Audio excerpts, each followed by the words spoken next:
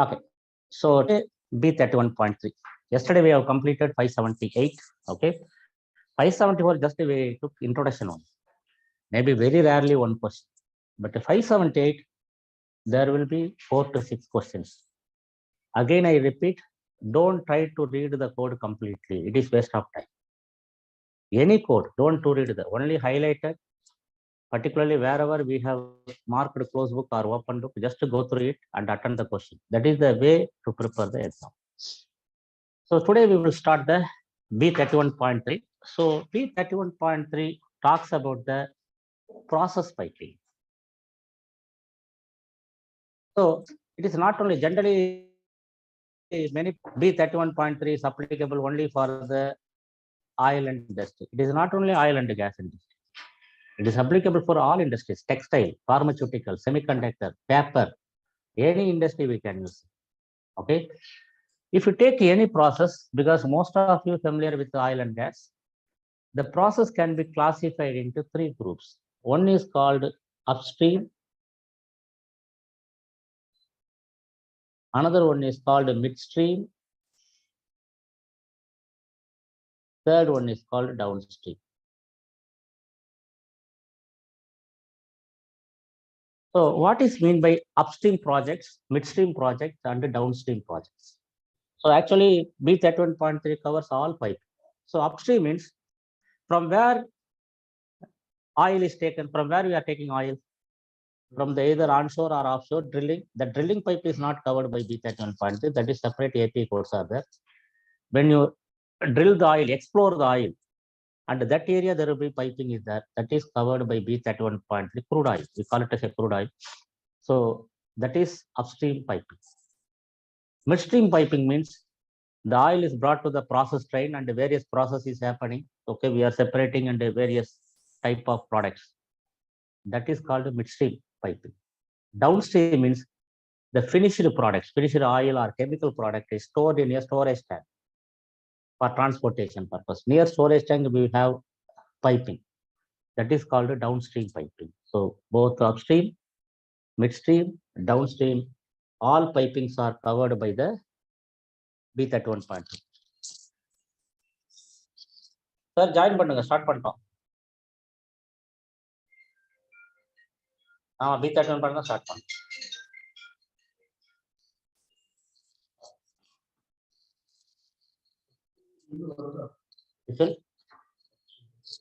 அப்ஸ்ட்ரீம்ங்கிறது அந்த எக்ஸ்ப்ளோர் பண்றாங்கல்ல ஆயில், அந்த ஏரியாவில் இருக்கிற pipe upstream piping. Processing we call it as a midstream piping. Products near a tank area we call it as a down piping. 31.3 upstream, midstream and downstream piping. So who is responsible for implementing B31.3? So there will be 3 parties involved. One is the owner.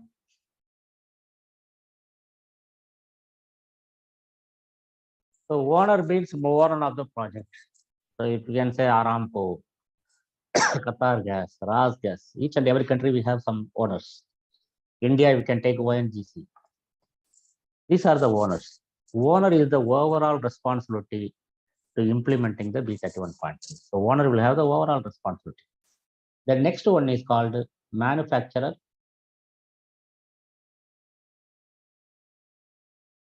Contractor, all are same only. So who is manufacturer or contractor? Who is actually doing the fabrication, erection, welding, all jobs? Physical work. That contractor is. So what is their responsibility? Manufacturer means here they are not manufacturing pipe. They are fabrication and erection. So from designs to up to testing, their scope. They are responsible for the inspection, examination, testing. These 3 are 3 different terminologies. Please remember, inspection, examination, testing, not same. Inspection means quality control function carried out by the owner inspector. That is a visual inspection. In B31.3, inspector means only owner inspector. There is no contractor inspector responsible, even though contractor will have a lot of inspectors. But here inspector means it talks about only the owner inspectors. That is the inspection. Examination means NDT. So As per APA and ASME, it is not NDT. It is not non-destructive testing. It is a non-destructive examination. This is now regularly asked question in the AP exams. Which of the following is testing? Please remember PT, MT, RT, UT, PMI, they are not testing. They all are considered as only examinations. Testing means mechanical test. Mechanical test are tensile test, bend test, or hydro test and pneumatic test. These are only considered as a testing methods. So manufacturer responsible for inspection, examination. Examination means NDT.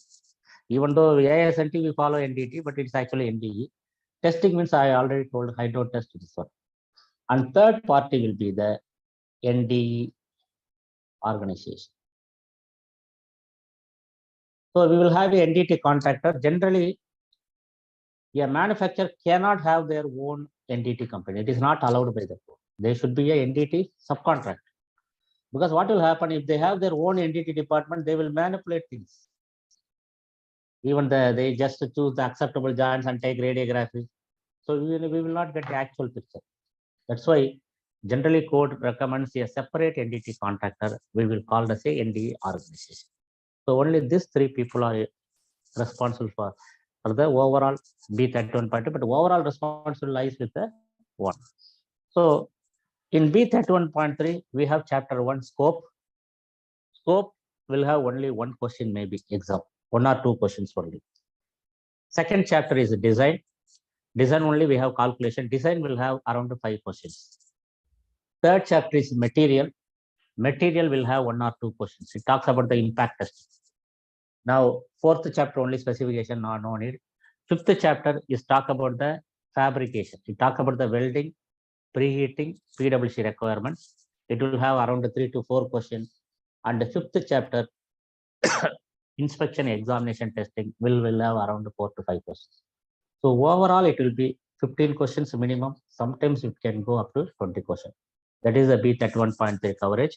It will take 2 days actually. Today and tomorrow afternoon, after lunch, you will take it actually. So we'll go one by one. Before going that, you should have some basic understanding. First, what is steel? What is steel? Somebody ask a interview, what is steel? What will be your answer? Steel na enna. So the answer is steel is an alloy of iron and carbon. We are not using the pure iron in the industry. Pure iron is the Fe chemical symbol. You know the Fe chemical symbol. But the pure iron we are not using the industry because pure iron does not have strength. It is very soft material. So we want to add strength. We are adding carbon. So steel means it is iron plus carbon. So that's why we generally called carbon steel, low carbon steel, medium carbon steel, high carbon steel, mild steel. Steel means it is iron plus carbon. Okay. Now, if other than carbon, sometimes you are adding other elements also. For example, chromium. What is the purpose of adding chromium? Corrosion resistance as well as strength. Nickel, another important material. What is the purpose of adding nickel? To improve the toughness, low temperature property. Opposite, high temperature, if you want to work, they will all molybdenum. These steels are called alloy steels. These steels are called alloy steels. So alloy steel can be grouped into 2 groups, low alloy steel, high alloy steel. So as per API, if the alloying element percentage is up to 9%, they are called low alloy steels. More than 9%, they are called high alloy steels. So alloy percentage means you have to add chromium, molybdenum, vanadium, add that percentage. There is another type of steel, HSLA steel, high strength, low alloy steel. So those who did already C-ship, they may be knowing all these things. High strength, low alloy steel means this all given in APA 571. We will cover later because you should know the first basics of this one. So niobium, vanadium, and titanium. Even if you add a very small amount, 1%, it will give you a strength, high strength. That's why you call as a high strength, low alloy steel. Then another group, maybe you may be familiar with stainless steel. Stainless steel, there are 4 types of stainless steel. Normally, what we are using is called as a austenitic stainless steel 300 series, 304, 316, commonly used one. So what is 304L? What is meant by L? Low carbon. Okay, L H means high carbon. It represents the carbon. So 300 series is austenitic stainless steel. Generally, we are using in the industry. Then another steel is ferritic stainless steel, 400 series. Third one is martensitic stainless steel. Again, it is a 400 series. Fourth one is duplex stainless steel, 2000 series, 2205, 2304. Then next one, nickel-based alloys. So many, not here in B31.3, but generally nickel-based alloys are used in most of the to avoid damage mechanism. Nickel-based alloys means if the nickel content more than 30%, we call it as a nickel-based alloys. How you will identify the nickel-based alloys? Alloy, a 3-digit number, alloy 200, alloy 400, like this. Now coming back to this B31.3 related, first you should know what is meant by P number. Anybody knows what is P number? It is grouping of materials, particularly steel. Generally we will talk about steel only, to reduce the number of PQRs. We have a section 9 class next week. So section 9, we have how to prepare a PQR, how to prepare a WPS. These are part of our KP exams.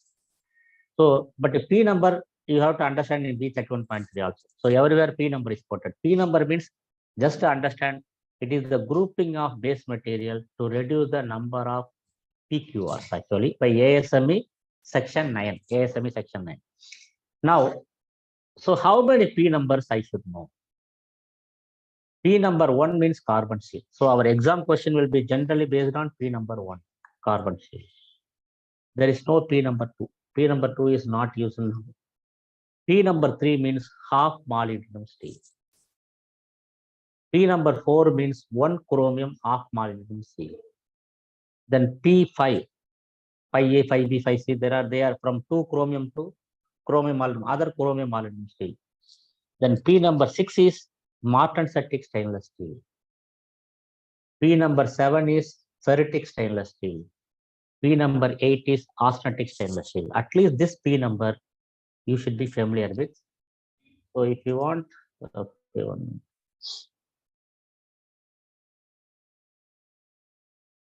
Yes, sir.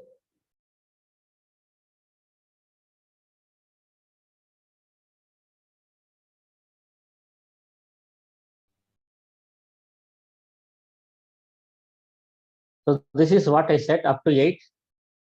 If you want to just take, because writing will take time, because it is not just you can take the photo from your phone. So this is the one, P number 1 carbon steel, P number 3 half molybdenum, half chromium, P number 4. Then after that it will go nickel alloys. Just you should be familiar with up to 8 P numbers.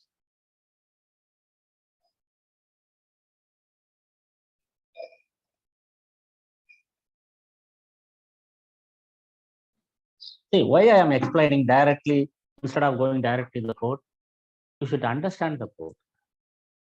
Exam cannot be written by memorizing the code books. You have to understand how it works, a code. Okay. Is it okay? Now understand. So we are going to discuss only about the steel. Forget. So steel means generally it is a P number 1. Carbon steel only we are going to discuss. So our P number will be generally 1, limited to 1. Now, what is mean by lower critical temperature?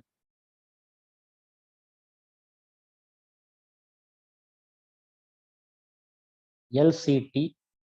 What is mean by upper critical temperature?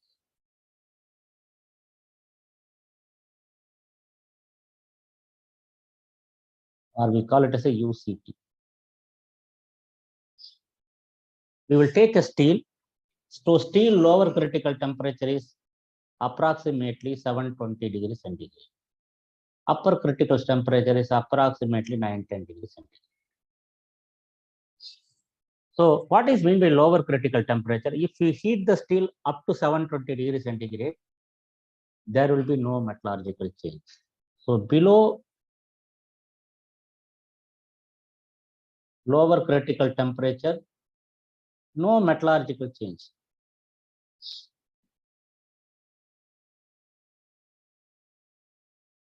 So even if you do any heat treatment below this, the metallurgy means the grain will not be affected. Grains will not be affected. So what are the heat treatments we are doing below LCT? One is preheat. So preheat, generally what temperature they will do? More than 100 degree or 200, around that only. Now, what is the purpose of doing preheat? So to reduce the cooling rate, to avoid hydrogen induced cracking. So the purpose is to reduce the cooling rate to avoid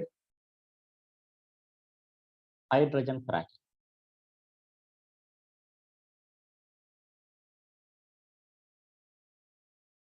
And the second one is called PWST. Everybody familiar with post weld heat treatment. That also we will do for carbon steel around 600 degrees centigrade. I told us any heat treatment below 720, it will not affect the metallurgy. What is the purpose of PWST? Stress relief. Very good. Stress relief.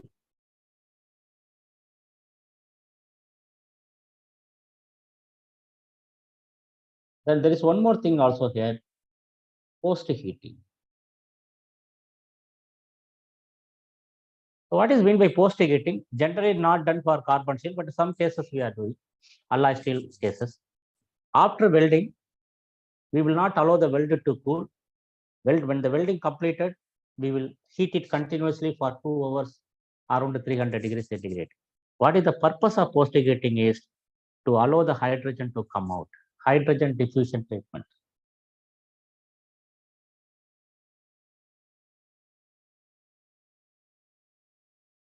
Diffusion. So these three heat treatments will not affect the metallurgy.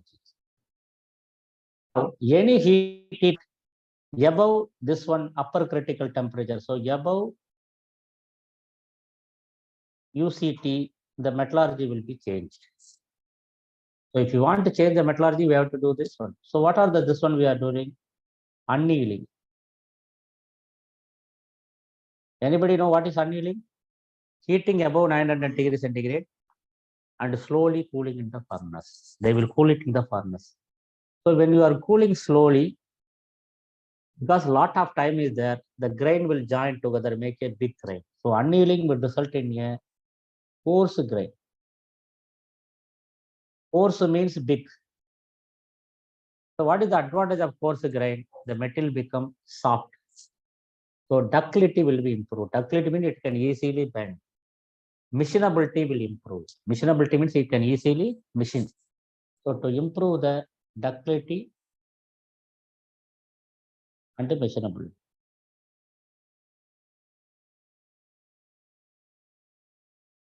The second one is called normalizing.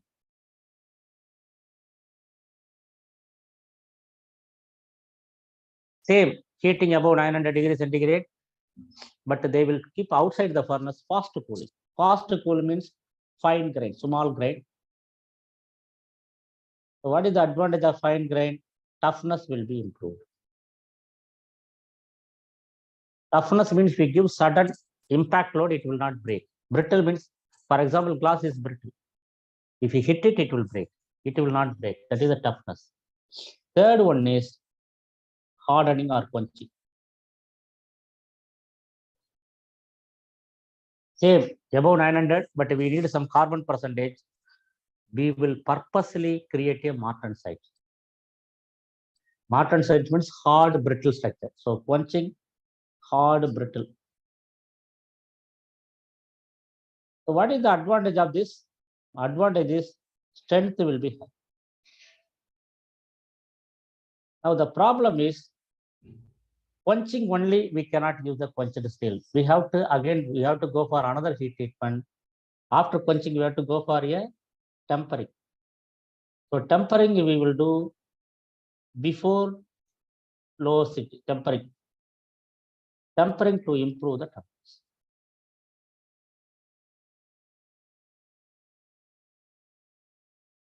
So this idea you should have. What is some heat treatment idea? Basic idea.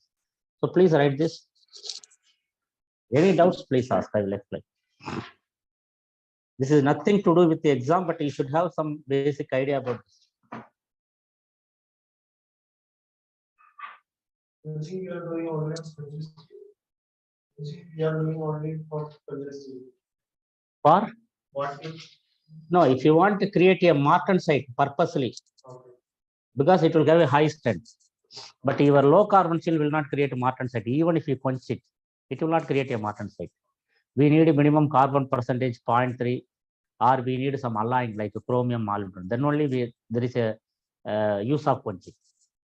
Quenching means you are asking what is meant by quenching. No, I know quenching. Uh. What we are doing for making heat it and cool it very fast in the water or ice. We can use it.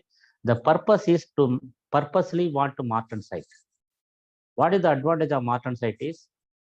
It is hardness will be more, strength will be more, but the limitation, disadvantages, it will be a brittle material. It will become brittle. So to reduce the brittle, we have to again tempering. So if you are doing quenching, then we must want to do tempering. Yeah, that's why it is called QT steels. Only quenched steel we cannot use. It will break easily. Even though it has strength, the brittle means any impact load, suddenly it will break.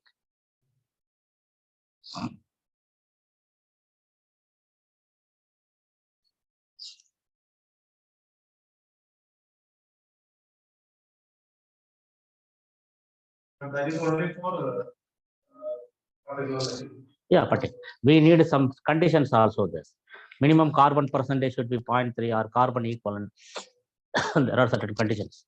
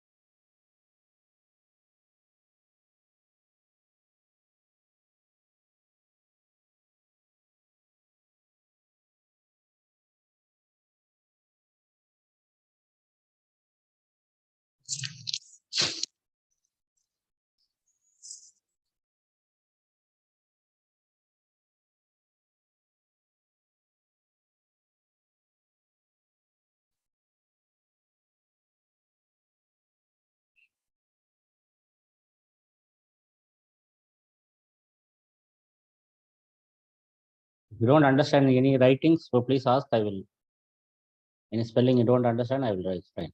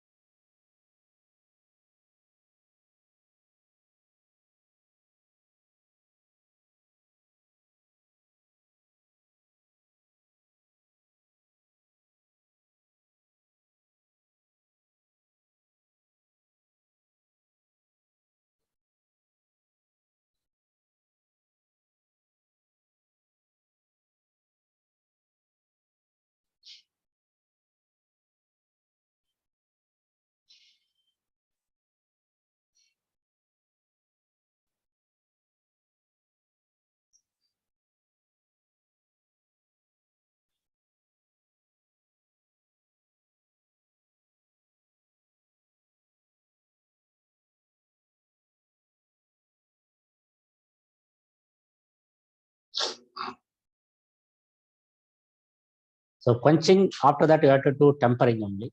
because the reason is to improve the toughness. Brittle opposite is toughness. To reduce the brittleness, we have to do the tempering.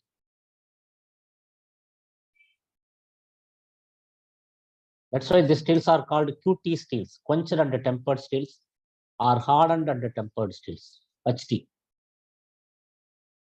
Any quenching or hardening, there should be subsequent tempering.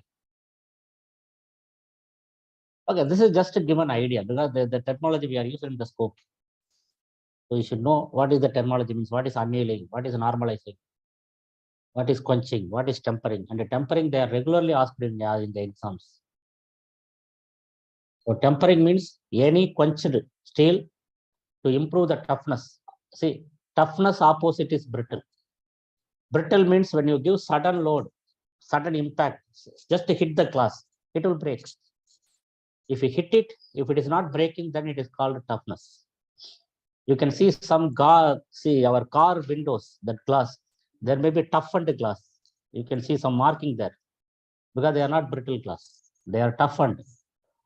Okay, so they will not break easily like this glass, normal glass. Okay, so we will take, please go to the chapter 1 scope. Chapter 1 are sometimes 2 questions only.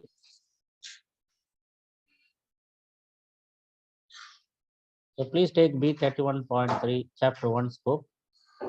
Responsibilities. So what is the responsibility of the owner? He is the overall responsibility for implementing B31.3, even though most of the work is done by the contractor.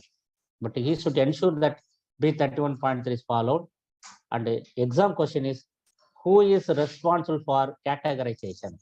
I told you yesterday, remember category D, category, this is the owner responsibility. So please highlight this one, the 4th line.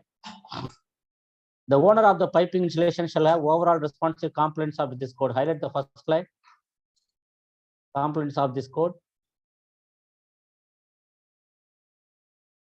So the components, it is the owner responsibility. And then highlight the 5th, 1, 2, 3, 4, 5, 6th line. The owner is also responsible for designating piping in category D, category M, high pressure, high purity, and for determining if a specific quality system is employed. That is closed book question. Who is responsible for categorizing the piping is owner. Owner should categorize category D, category. Now, code gives some basic ideas. What is meant by category? What is meant by category? If owner want to change that one, it is allowed by the code. Suppose code says category D. So you remember I told what is category D? I just give an example. Category D means non-flammable, non-toxic. There are other conditions. Even a piping coming under category D, owner want to upgrade it, he can upgrade it. It is allowed by the code. Downgrade, not possible. Because generally code always says the minimum requirements. Then manufacturer, highlight this 3.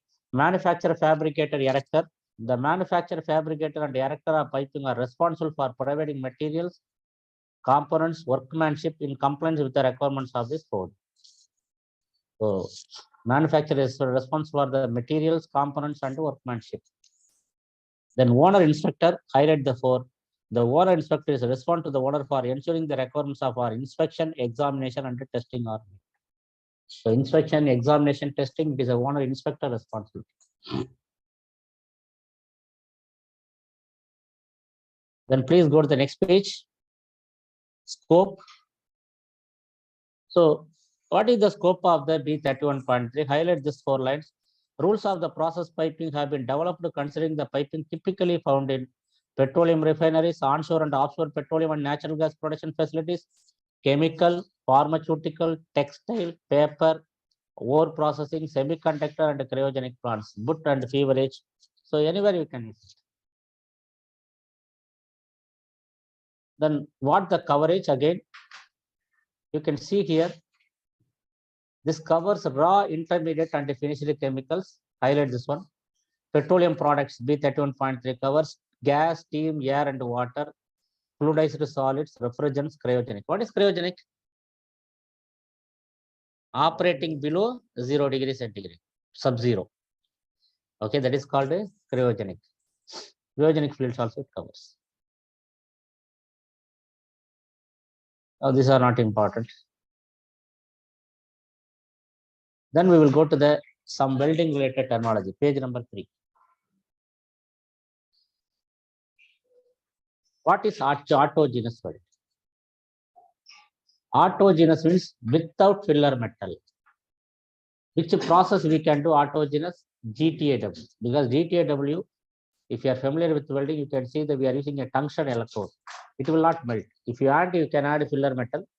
So autogenous means without filler metal. For example, I told you when piping manufacturing, when you are rolling the plate to make a joint, electric resistant welding is autogenous, without welding. Sorry, without filler metal. And furnace butt weld also without filler metal. Okay, so highlight this one. A weld made by fusion of the base metal without the addition of filler metal. That is called autogenous weld. Then what is meant by backing? See, back means suppose you have a edge preparation like this.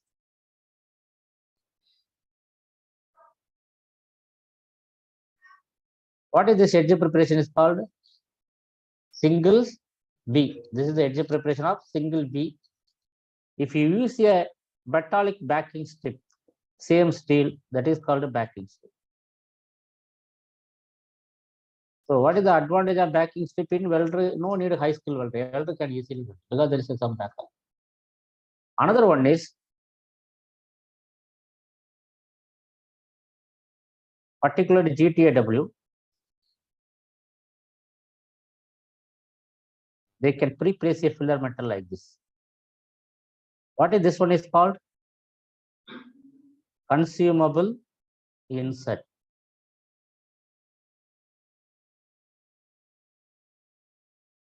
There is one more thing.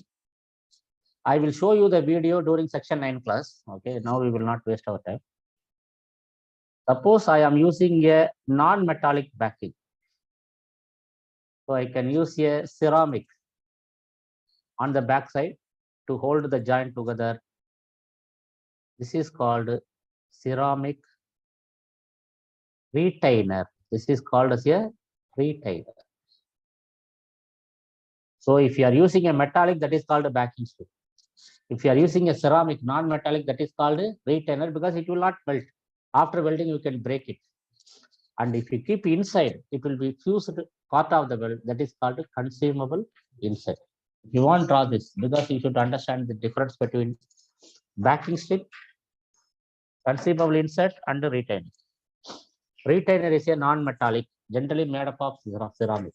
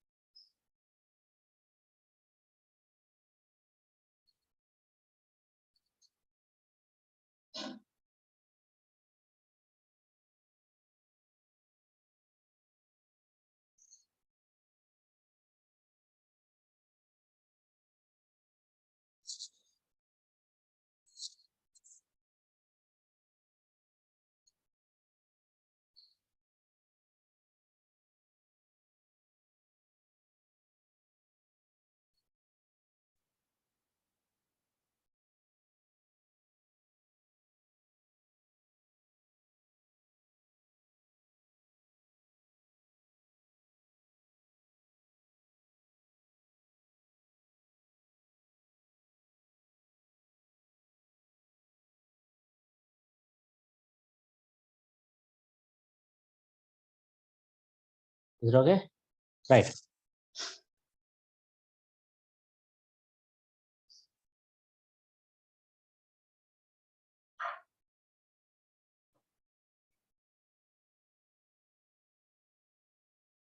Okay. Backing ring. Highlight this one.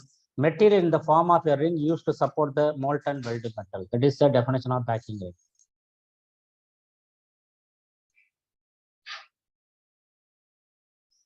And locked joint not important. Consumable insert, it was asked in the last exam. So what is meant by consumable insert? Pre-placed filler metal that is completely fused into the root of the joint and it become part of the weld. That is important close book question.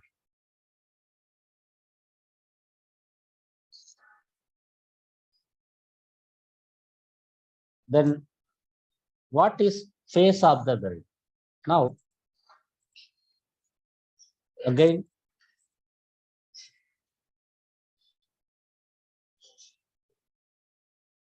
so what is the joint type? Joint type is butt joint. Edge preparation is single. So joint type, it is called as a butt joint. So I will make it big actually. So we can explain many things actually.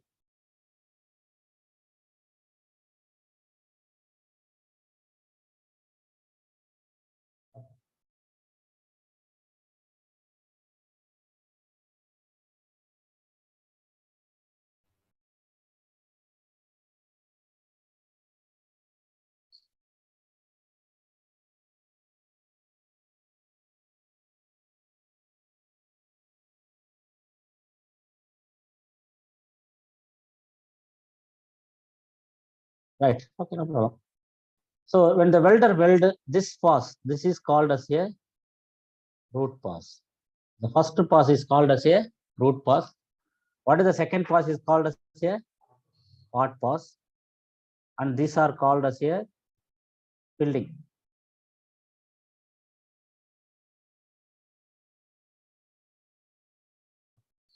This is the weld how they make. Now tell me how many passes I have in this weld, how many layers I have. How many passes, how many layers by seeing the sketch. So how many passes? 1, 2, 3, 4, 5, 6, 7, 8, 9, 10, 11. 11 passes. Layers means how many steps? 1, 2, 3, 4, 5 layers. Now this top side is called as a weld face. This bottom is called as a weld root. Then what is mean? This area is called as a weld. So you should know some terminology. Weld toe means where the face and base metal meet. Okay, now there are two defects. This is called root facade. Two defects can come in root as well as toe. One is called undercut. Another one is called overlap. So undercut means there is a cut here, notch. That is undercut. Overlap means the metal is folding like this. It can come here, it can come here, it can come here, it can come here. So please draw this. These are covered in various courses. You should know what is so welding. Some basic knowledge you should have for exam. Even though you are not certified in welding, no problem. But you should have some basic idea about the welding because there will be some welding based questions. So you should know what is meant by pass, what is meant by layer, what is meant by root, what is meant by face. What is this joint? I told the joint is a butt joint. The joint is a butt joint.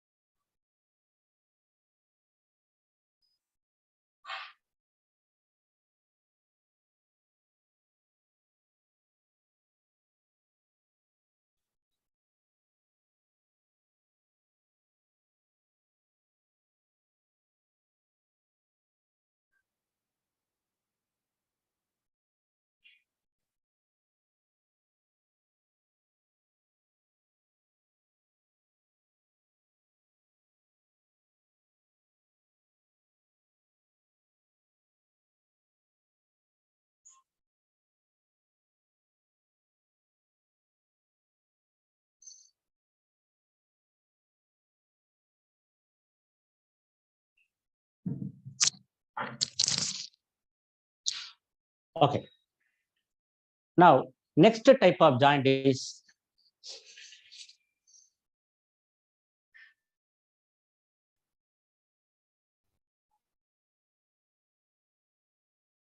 what is this joint? T joint. This is called a T joint. When you make a weld like this weld is called as a fillet weld. So joint is T joint, weld is fillet weld.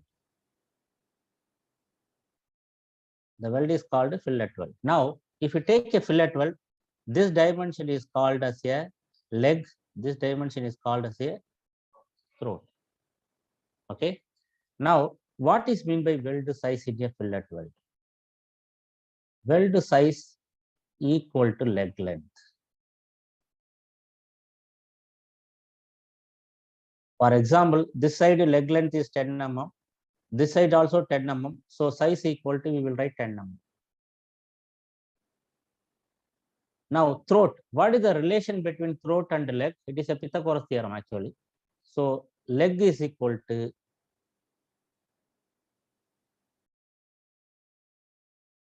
1.414 multiplied by throat.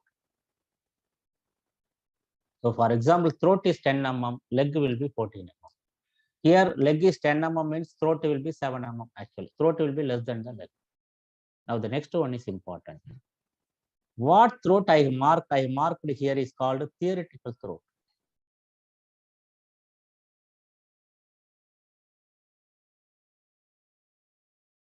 Actually, designer wants like this, but welder will not weld like this. Make a weld like this. So this side also more weld, this side also more weld. So this throat from the root to face, the red color throat, we call it as a actual throat. So what is actual throat? That means the distance between the root and the face. There will be excess. There is one more throat called effective throat. We will take the root, but we will not add the reinforcement. This is called reinforcement. That is called the effective throat.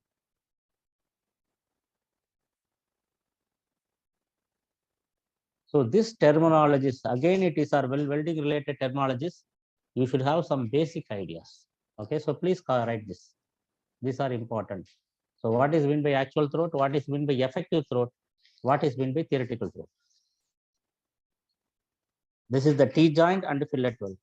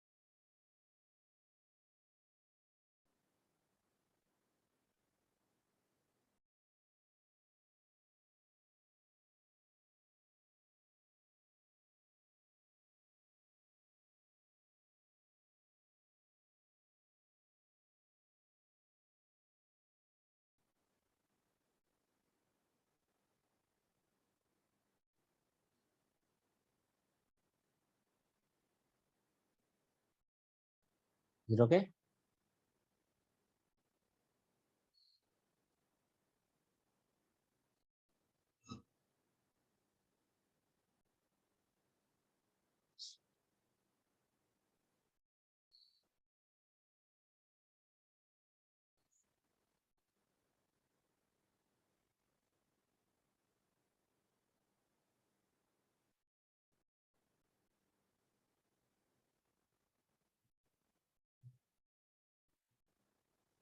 So for one question, we are taking 1 hour, maybe 1 or 2 question only.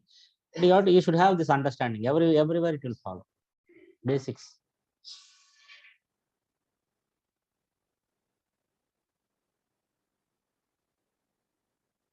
Acha.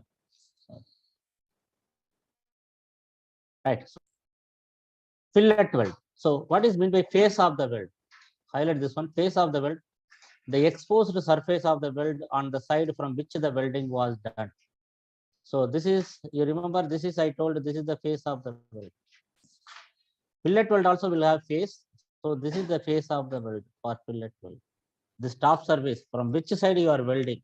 That side is face, opposite side we call it as a root. Then fillet weld, highlight this one. A weld approximately triangular cross section joining two surfaces approximately at right angles to each other in a lap joint, T joint, or a corner joint. That is the definition of the fillet weld. Now we will go to the fluid service. So yesterday I just briefly told you. So what I told you about the category D? What is category D? Even a major leakage will not have a serious problem. But the core definition is a little bit more actually. Yesterday I took introduction. So what is the definition of category D? Please understand this. Non-flammable. Non-flammable means it should not catch fire. Non-toxic. Non-toxic, no poisonous. Non-flammable, non-toxic. Pressure maximum allowed is 150 psi. Temperature maximum allowed is 366 degree Fahrenheit. Minimum is -20. It should be operate between -20 to 366 degree. The pressure maximum 150 psi. Non-flammable, non-toxic. If all conditions are met, and that is category D. What is category M? There are two conditions. First condition is even a small leakage will have a serious safety related issues. Then it is a category M. Another one, actually it is a normal fluid, but the owner thinks because of this location, for example, yeah, I told you hydrogen gas, natural gas, these are come normal fluid only, but it is located in a populated area. A lot of people residence area, it can be considered as a category M because it is not highly dangerous, but many people are living that area. Even a leakage will have a lot of injuries. That also category. Third one is normal fluid means which will not follow in any of these categories called as a normal fluid. Normal fluid, there is no other definition. It is neither category M nor category D. Category D it will not come in category M. Most of the piping covered in B31.3 come under normal fluid surface. Other classifications are not important for us. Severe cyclic, I will briefly explain. So first understand what is meant by cyclic loading. Cyclic loading means when a piping is operating, there is an operating pressure. For example, who will decide the operating pressure? Owner. Owner will decide. For example, 100 psi. There will be operating temperature. Say again, I will put it, say 200 degree Fahrenheit. It is not possible to operate exactly in the same pressure and temperature. There will be a small fluctuation. That small fluctuation is called as a IOW. IOW means integrity operating window. So what is meant by integrity operating means? Window means range. You know, exam window, AP exam window, they are using the word window. There is a range. If it is operating within this range, the integrity of the piping will not affect it. Integrity means it will not fail, it will not leak. That is called a IOW. Who will decide the IOW? Owner will decide the IOW. For example, operating pressure 100 psi, owner says it can operate between 95 to 105. Suppose it is excessively fluctuating, going 120, suddenly coming 80, then that is called a cyclic loading. Fluctuating. More fluctuating means it will fail very quickly. That cracks are called fatigue cracks. That cracks are called cyclic loading fatigue cracks. Okay, so please highlight this. Fluid service category D, a fluid service in which all of the following apply. The fluid handle is non-flammable, non-toxic, and non-damaging to human tissues. The descent gauge pressure does not exceed 150 psi. Bracket, it is given. The descent temperature not greater than 360 degree Fahrenheit. The fluid temperature caused by anything other than temperature is not less than minus 20 degrees Fahrenheit. If all these conditions are met, it is considered as a category D. Category M, fluid service in which both of the following apply. Then A, the fluid is so highly toxic that a single exposure to very small quantity caused by leakage can produce serious irreversible harm to person on breathing or bodily contact. Two, after consideration of piping design experience, the owner determined that the requirements are normal do not sufficiently provide because of this location or other conditions. Then highlight the F, normal fluid service, a fluid service pertaining to most piping covered by this code that is not subject to the rules of category D, category M, then it is called the normal fluid. Now, what is meant by full fillet weld? If fillet weld size is equal to thickness of the thinner member, then it is called full fillet weld. That is closed book question. Mark it as a closed book question. Then these are the process not important. The next page, heat affected zone. What is meant by heat affected zone? Near a weld area which is not melted but heated above upper critical temperature. The portion of the base metal which has not been melted but whose mechanical properties have been altered by heating of the welding. That is heat affected zone. You can see the given definition, annealing, normalizing, these are not important. Tempering is asked in the exam. What is meant by tempering? Reheating a hardened metal to a temperature below the transfer range to improve the toughness. That is the definition of tempering. Then these are not important. Now, next one, what is meant by mechanical joint? See, generally we can make a joint by welding. Without welding also we can make a joint. One is by making a flange, bolting and another one is we can make a threaded joints without welding. So without heat, when you are making a joint, that is called a mechanical joint, without involved heat. A joint for the purpose of mechanical strength or leak resistance, which the mechanical strength is developed by threaded, grooved, rolled, flanged. Then miter bend. I remember yesterday I told you miter bend is cutting and welding, making a bend. Highlight this one. Two or more straight section of pipe matched and joined in a plane bisecting the end.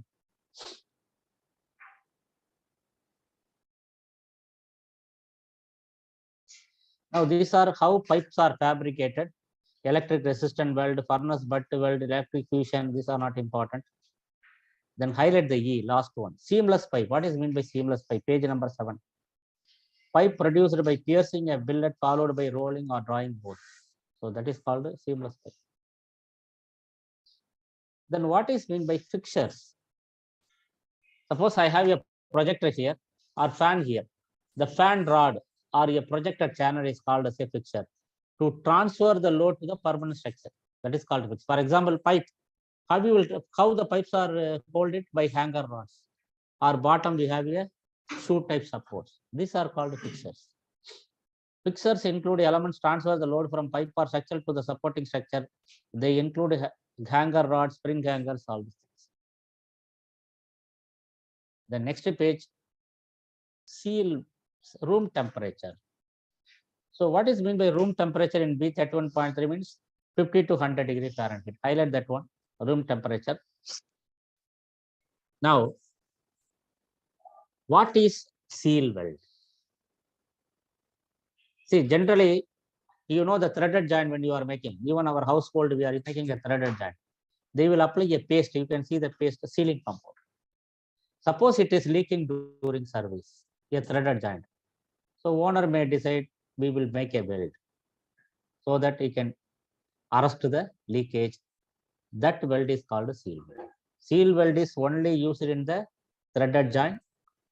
The purpose it is will not give any strength. It is just to arrest the leakage. Okay, so highlight this one. And weld intended primarily to provide joint tightness against a leakage in the metallic pipe. Then fillet weld size. This is all I already explained. The leg length of the sides adjoining. So fillet weld size means the leg length. Leg length only we consider as a size. Groove weld size means the depth of the penetration, the joint penetration.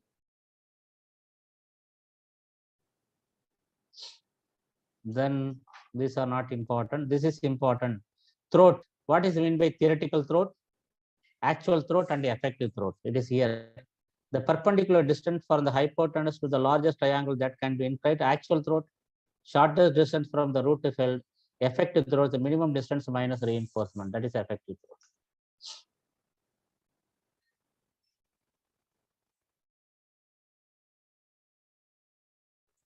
Highlight this one, close book question. The junction between the face of a weld and the base material, that is called a weld toe. So toe means where the face and the junction met. And undercut also asked in the exam, a groove melted into the base metal adjacent to the toe or root of the weld and left unfilled by weld material. That is called right. So that is the end of chapter 1. Generally, we'll have 1 or 2 questions. See, so far, what was the question asked? I just undercut was asked in one of the exam. So weld toe was asked in one of the exam. 2.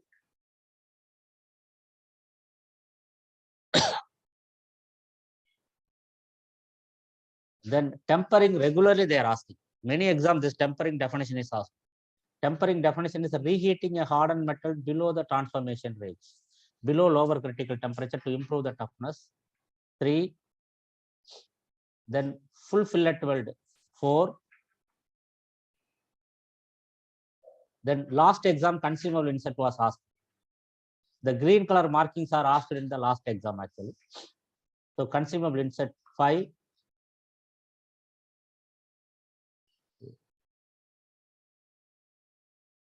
And who is responsible for the categorization? 6. So we marked 6 questions. At least read that one for exam. Wherever we have a question mark, just read that one. So because you should, these are generally welding related terminologies. Now we will go to the chapter 2, design. So design will have around 5 questions. You can mark the number of questions. 5 questions will be design. And here one calculation will be there in the exam. There will be a calculation here. Okay, just I will go to the general. Then so designer, these are not important. Now, what is the pressure related terminology we have? What is the unit of pressure? PSI. Actually, we have some many pressure related: design pressure, maximum allowable working pressure, operating pressure, hydro test pressure, pneumatic test pressure, pressure relief wall set pressure. So 6 type of pressure we have. Okay, I think I covered in PowerPoint.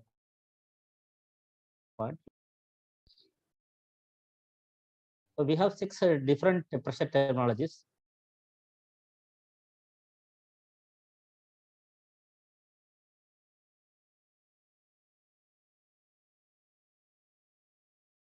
Okay, so first design pressure. So what is meant by design pressure? For designing purpose. So when you want to calculate the pipe thickness, design purpose, what pressure the designer is using? I just give an example: 100 psig. Psig means PSI gauge pressure. Suppose design pressure is 100 psi. What will be the maximum allowed working pressure? Please remember, very important, both are generally same. Design pressure, MAWP, both are same. But MAWP means even during working, how much the pressure can go up. Generally, it should be same. But when the pipes have extra thickness, then MAWP can be more than design pressure also. But it will not be reversed. Design pressure cannot be more than MAWP. So that's why I put MAWP greater than, you understand the symbol, right? Greater than or equal to 100 psi. Suppose exam they are asking question, design pressure is equal to, answer is MAWP. That's it. Both are equal. But sometimes MAWP can go more than design pressure if the pipe have extra thickness. If the pipe don't have extra thickness, both are same. Simple logic. When pipe will have extra thickness, there is one concept, corrosion allowance, we will discuss later. Then if you have corrosion allowance, then it can go MAW.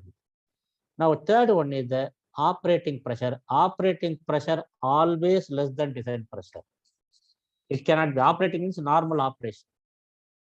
So generally there is a convention. Convention means generally followed rule is 90% of the design pressure. So it will be always greater than 100 psi. Example 90 psi.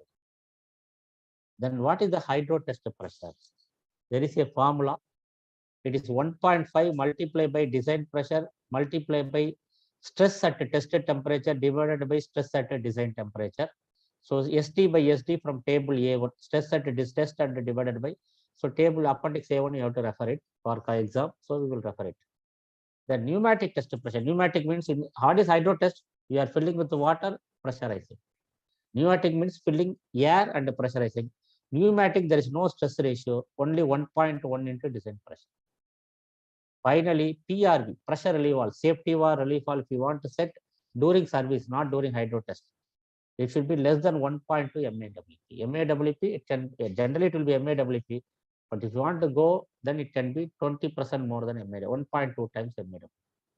You should understand this. Any doubts in this? This pressure related terminologies. So again, I will repeat. I have 1, 2, 3, 4, 5, 6 pressure related terminology. Design pressure, MAWP, operating pressure, hydro test pressure, pneumatic test pressure, and the PRV set pressure. Even though this is not important, okay, this is not important actually. Others are important. So please write this.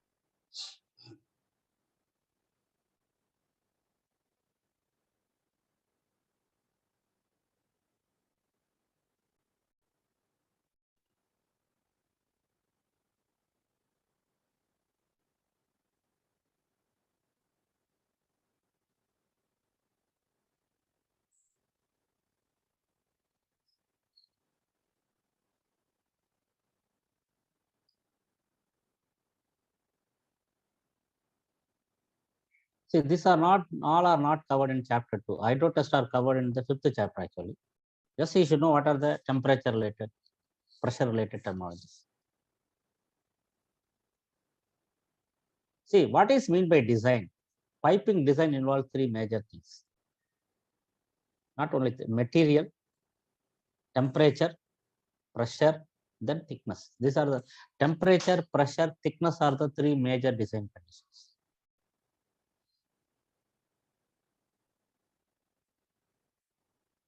So I already explained what are the different type of pressure we have in B31.3. Now coming to temperature, there are 2 type of temperature. One is the design temperature, Pressure, there is no maximum pressure, minimum pressure. Pressure, only one pressure. But temperature can be maximum temperature, minimum temperature. So the maximum temperature is called as a design temperature. Design temperature means what is the maximum thickness required.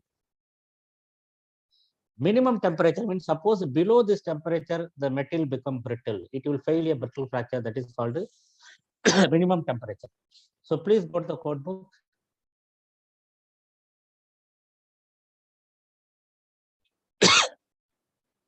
Design pressure, highlight this one.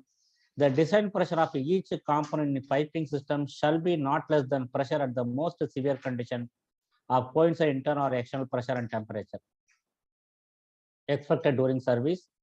The most severe condition which results in the greatest required thickness.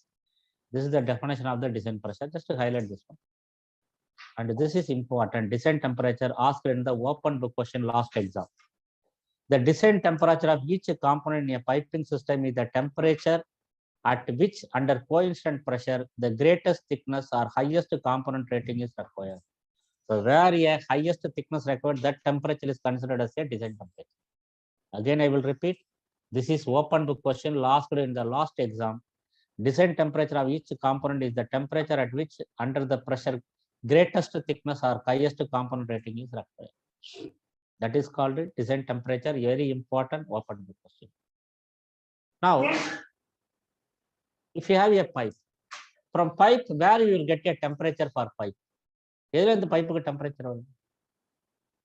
Because of the ensued fluid temperature. See, we will use a terminology fluid. Fluid means it is gas as well as liquid. Because it is not only liquid piping, it is cover gas piping also.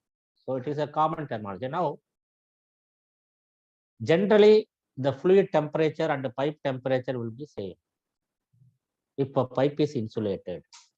If a pipe is insulated means both temperature will be same. If a pipe is not insulated, up to 65 degrees centigrade, both are considered as the same. Suppose a pipe is operating 100 degrees centigrade.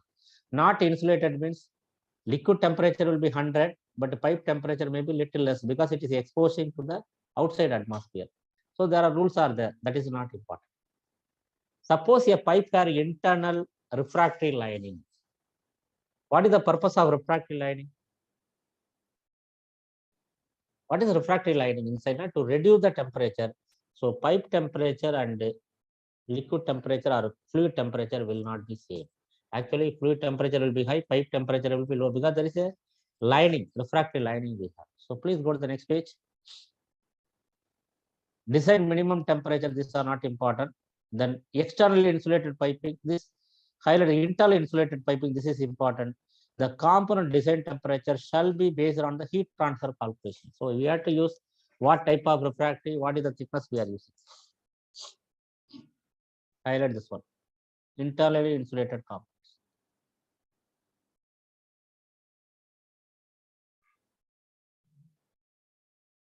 Then dynamic effects. So see, these are not very important actually. See, when you are designing the piping, you should know which location the piping going to install. For example, which country, which location, what is the wind load in that area. Because some area we have more wind load, some area there will be less wind. Whether there is a earthquake problem, this all we have to check. This is the wind earthquake, no issue, but this is important. What is mean by live load? What is mean by dead load? Very simple. When the piping is in operation, the weight of the pipe is considered as a live load. So weight of the pipe means pipe weight, inside a liquid weight, insulation weight, and the support weight. Dead load means when the shutdown, the pipe load is considered as a dead load. Shutdown, what is the difference between dead load and the live load? Weight of the liquid. That's all. So highlight this one. Live load, those loads include the weight of the medium transported or medium used for test. Snow and ice loads due to both environmental and operating conditions shall be considered. Dead load means weight of the piping component, insulation, and other supporting permanent load supported by the pipe. This is important. Close book question. Now,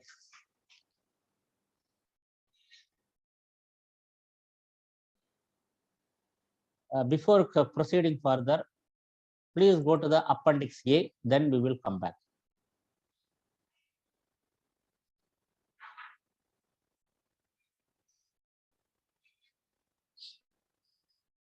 So please take page number 167, Appendix A or Table A1. So Table A1, Appendix A, both are same only. Page number 167. Please take 167. So Table A1, basic allowable stresses for tension metal. See, without Appendix A1 or Table A1, you cannot attend the open book exam. Open book exam, we have to check information, take information from here. For all calculation, we have to refer this table. Okay. First, you should understand how the table is arranged. Table, appendix, both are same meaning. Table A1, there is appendix only, A1. It is iron castings. We are not going to use. So just to move on, carbon steel pipes. Next page. Carbon steel pipes and tubes. You remember I told what is the carbon steel pipe we are using? What is the carbon steel? A106 grade B. So we will go to the A106 grade B. It is given in next page. So please go to the page number 170. It is given in A170 page number. Now I will explain how to check the table. First, you can see material is given, carbon steel pipes and tubes. Specification, you can see A53 grade B, A106 grade B, A333, all materials exist. So material specification you can check from here. Some material you can see material, there is a dash only specification. If you go further, you can see if A516 grade 65, A67, C65. Here we have material and specification, but here we have only specification. What is the difference? See, here they have material and specification. Here we have no material, only specification we have. What is the difference between these two? Huh? See, this is the, what is the meaning? This is the plate material. 516 grade. When you become pipe, the specification changes. So I told you pipe can be manufactured by seamless, casting, and rolling and welding from the plate. The plate material is 516 grade 65, but when you become pipe, the specification is 671. But when there is no here only specification, it is either a seamless pipe or a cast pipe. That is the first thing. Now let us take the A106 grade B. UNS number not important for exam. UNS means unified numbering system to match different ports. Coming to that, this one P number. You remember I told P number section 9 you have to refer. Here also it is given. So what is the P number of this piping? P number 1, carbon steel pipe. Then this is the minimum temperature. I will explain little later what is the meaning of this. Then this is the tensile strength of the pipe A1. What is the tensile strength? 60 KSI. You can see that. What is KSI means? 1000 PSI. 60 KSI means 60,000 PSI. What is yield strength is 35,000 PSI. Now, what is yield strength and what is tensile strength? See, again, basic engineering concept actually. When you pull a pipe or a material, that load is called as a stress. What is stress formula? Load by area. When you pull it, there will be a change in dimension. There will be increase in length. That is called strain. When there will be a stress, there will be a strain. Or pipe pull panna, dimension will change. There will be a strain. When you remove the stress, if the pipe is going to its original position, then it is called elastic. So elastic means when there is no strain, there will be no stress. There will be no stress, no strain. That is called elastic. All steel will behave up to particular load in this manner. But when a particular load is exceeded, even if you remove the stress, the strain will be permanent. The change in dimension will be, it will not go back. It will remain same. That is called plastic.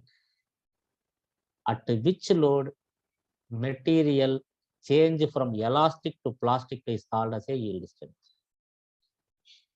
Yield strength means, it is, I think you might have studied long back. Yield strength means Below yield strength, material will be elastic. Elastic means if you give load, dimension change, remove the load, no dimension change, original dimension. Above yield strength, it will become plastic, means even if you remove the load, it will not go back, it will permanent deformation. That is called the yield strength. Generally, below yield strength, material should not fail. Elastic region, material will not fail. Above yield strength only fail. Then what is mean by tensile strength? If the load crosses, it will break into pieces. The maximum load a metal can withstand is called as a tensile strength. Okay. Now coming to this, this is the what he can give the stress, how much load he can give the pipe. This is very, very important for all calculation. First understand basic allowable stress. Yes, KSI means K na kilo. K means 1000 PSI at metal temperature. Minimum temperature to 100°F. For example, 106B, what is the value? 20. Suppose you want to use the A106 grade B pipe 0°, then you have to use the stress value of 20 KSI, 20,000 PSI. Minus also you have to use 20,000 PSI only. That's why it is given minimum temperature up to 100. 200°F also 21. Then next page, it is continuous in the next way. You can see reverse also here from what is the 300°F stress, we have to use it 20. 20 means see calculation, you should not use 20, you have to use 20,000 PSI only you have to use. What is the temperature in 400? 19.9. Next page we can see from here reverse. Other page. So if it is continuously reducing, why it is reducing? See, understand this stress value.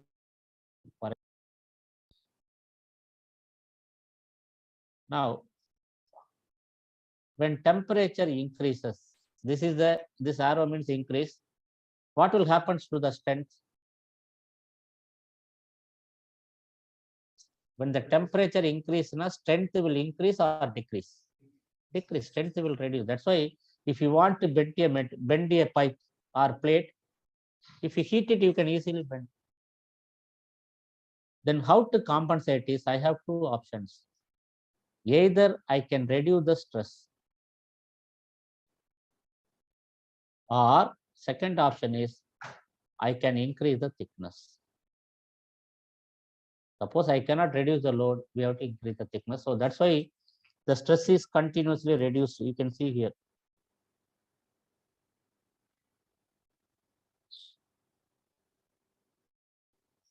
See, continuously the stress is reducing here. This stress you have to use in two calculations. Next, we are going to do thickness calculation. So stress, you should know how to take it. Material they will give in the exam question. Temperature there. For example, A106 grade B operating 500°F. What stress you will use? 106 grade B 500°F. 19,000. So we have to use a 19,000. You have to multiply by 1,000. Suppose it is so same way. All material. Some material you can see there is no stress value dash dash dash. That means this metal cannot be used in that temperature. For example, if you take A139 grade C, maximum allowed is only 300°F. Above 300, it is not allowed to use. You understand this table? A1. Okay. A1 is very, very important for your exam. I will go to the previous page again explain. A1 table, you can find the material specification. It is arranged in carbon steel. After that, low alloy steel. See, then I will explain. Then we'll go. UNS number, P number we can see. Temperature I will explain in the next chapter. Just to hold on now. Tensile strength you can see. Yield strength we can see. And what the temperature used for calculation. Minimum to 100°F. This value, the 200 continuously you have to check. Now, if you after carbon steel pipes and tubes, you can see page number 172 carbon steel plate. Suppose how to check the stress value for plate is given in the 172. Highlight this one heading carbon steel plates and bars. You have to check from here because blank thickness is plate. Blank means plate. We have to check it from here. Plate one. Only this. Then after that, carbon steel plate bars, then plate forging and fittings. Generally, we will not use in the exam. Then after that, it will start low alloy steels, low and intermediate alloy steels, pipes, and stainless steel. These are that we will not use. Now, then please go to the one more thing. We have give you the printout of the A1 table, but the exam they will give the A1M table also. There is two tables. M for metric.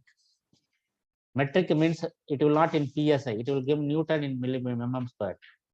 Don't use that table because we to save the printout we removed from the printout. Exam they will use both the units. So A1 after that there will be see you can see the page number. A1 what is the page number? It is ending in 2000 sorry 209 it is ending. So 209 is the last page. But after that it is suddenly jumping to page number 348 because there is a one more table A1M that is a metric unit, but the exam they will give the entire book. All metric units also they will give. Please don't refer this table because we got some one of the student feedbacks are I tried to check the stress value, it is giving some other values because he referred the metric table. Don't refer the metric table. Any table in B31.3 with the M, you should not use it. M for metric. We will not use a metric table. Now, coming to the A1A. This table mark it as a open to question. A1A, page number 348. What is mean by casting quality factors? You remember pipe can be casted, welded, and seamless. Okay. Suppose I have a seamless pipe and a welded pipe. Which pipe will have more strength? Same thickness, same materials. I have a seamless pipe. Seamless means without joint. Another pipe, I have a welded pipe. Which pipe will have more strength? Seamless. So how we are expressing the joint strength is called as a efficiency. So please listen. Joint strength is represented as the efficiency. Efficiency, strength both are same. So for seamless pipe, efficiency is always 1. 1 means 100%. Because formula we are going to use, we are not using 100, we are using 1. Welded pipes or cast pipes may be 1 or less than 1. It can be 1 also, but seamless pipe always 1. So other pipes, cast pipes, you have to refer this table A1A. That is EC means casting efficiency. EC means casting. Next table A1B EJ. EJ means joint efficiency. So just you have to refer this table. For example, carbon steel, we have 2 cast pipes. A216 carbon steel casting efficiency is and E352 ferritic steel casting 0.8. Just to mark it as an open book. If they ask in the exam, you have to refer it and answer this. There is no calculation, just to refer it A1A. Now the next one is A1B, another very important. Longitudinal weld joints EJ. You can see seamless pipe 1. Everywhere it is seamless. It is based on the metal. For example, A106 is a seamless pipe.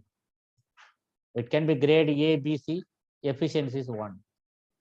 A53, we have all types of pipes. Seamless pipe 1. E, electric resistant welded pipe 0.85, furnace button pipe 0.6. So EJ, we have to refer here. Okay. These 3 tables are very, very important. A1, A1A, A1B. A1B is part of your calculation. A1A generally we will not use. A1 is part of your calculation. From A1 you have to refer stress in PSI. Here you have to refer EJ. So now you know how to find stress. Okay. So how to set the efficiency. Is it clear? Efficiency you have to refer A1. Now please go back to the original page number where we left.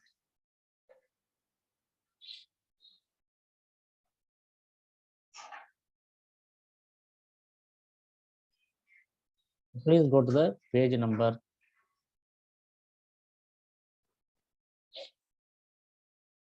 15. Please go to page number 15. 15.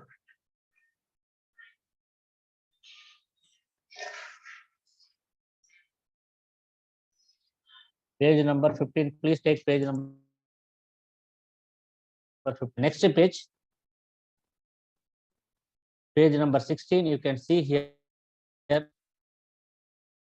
Basic casting quality factors are tabulated listed specification table A1A. So casting quality factor you have to refer in table A1A. And highlight this one EJ. The weld joint page number 16. Yes, 16. Weld joint quality factors are tabulated in A1B. So we have to refer the A1B. So this is given here. I already explained the table. Then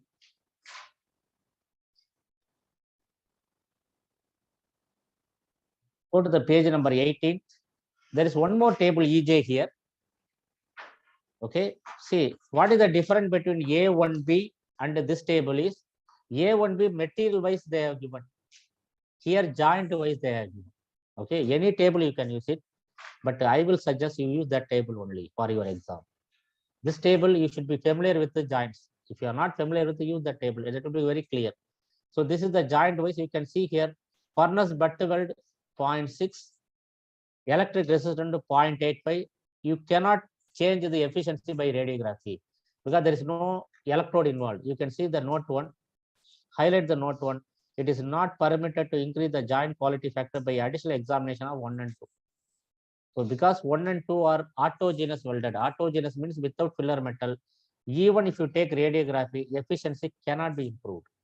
But other joints, electric fusion, single butt, as recorded by specification 0.8, spot radiography 0.9, 100% radiography 1. If you don't understand this table, no problem. You can refer A1B. All are given in the A1B table. Then weld joint reduction factor. Now we'll go to the page number 20. So this is the first formula we are going to see now. How to calculate the pipe thickness with the internal pressure. So this is the B31.3 formula. T is equal to PD divided by 2 SCW plus PY. This is the formula. No need to remember this formula. It is open book only. So where the form straight pipe under internal pressure, page number 20, it is given T is equal to PD 2 SCW plus PY. This is the formula we have to use. So this page number should be Same original code book only. No need to remember page number. How many page number you have? Okay. But you can search 2 formulas we have. Okay. Now, what is the pressure? P, what is the P? You can see that explanation is given. What is the P explanation given?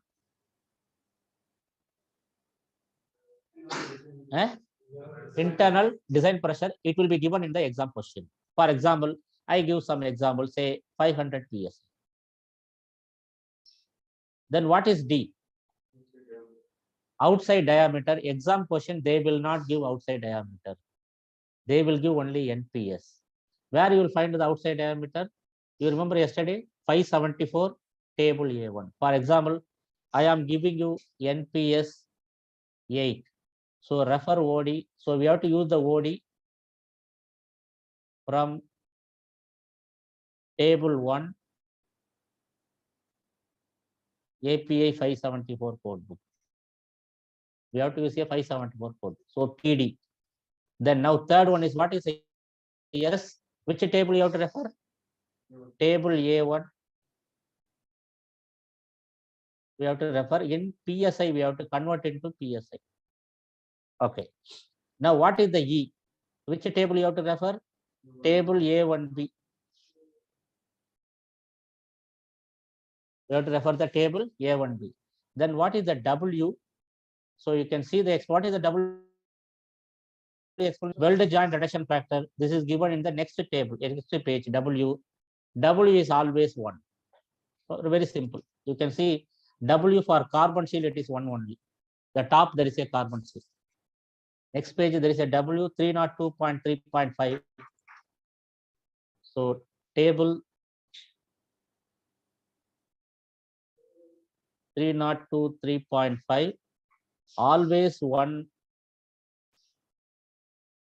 for carbon steel. I told you the exam question will be based on if they ask carbon steel only.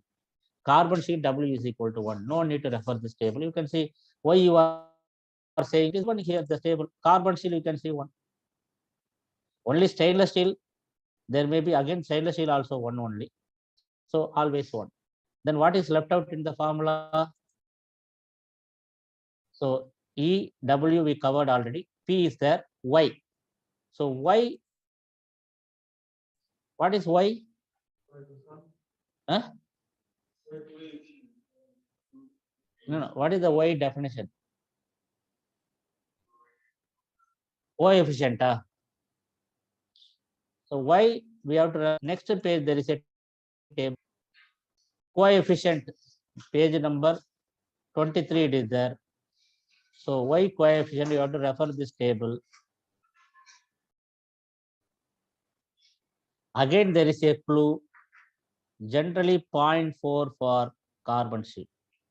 Why it is I am selling 0.4? You can see here. So what is the table number? 304.1.1.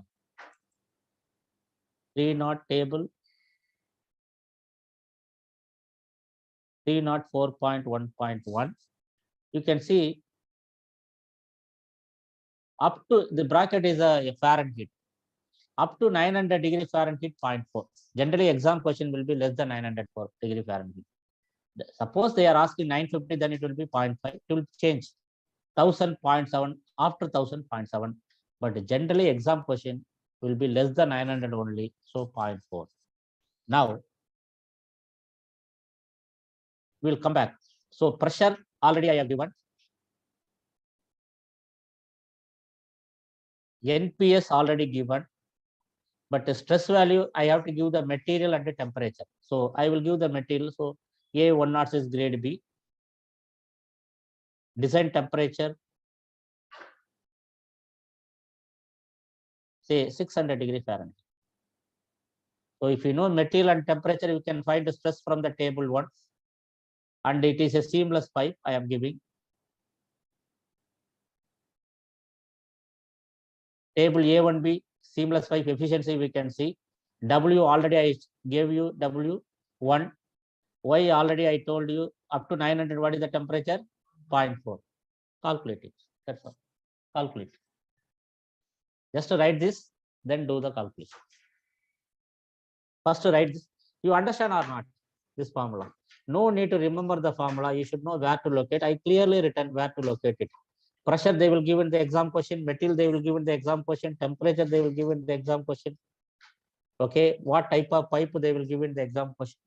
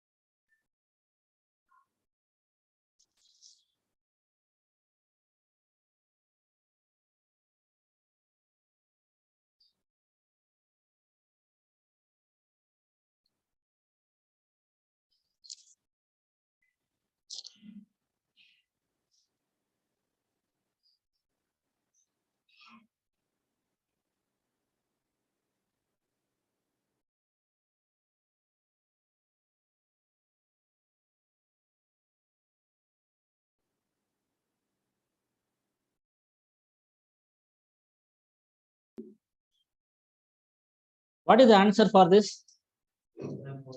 Huh? Not 10 points. Okay, so how to work it out? So any other answers? 0.1994. T is equal to, what is the pressure? 500. What is the diameter? 8.625 divided by 2 into stress value. Up 17,900 into efficiency 1 because seamless, W is equal to 1 plus Py, pressure is 500 into 0.4. So first how to calculate it?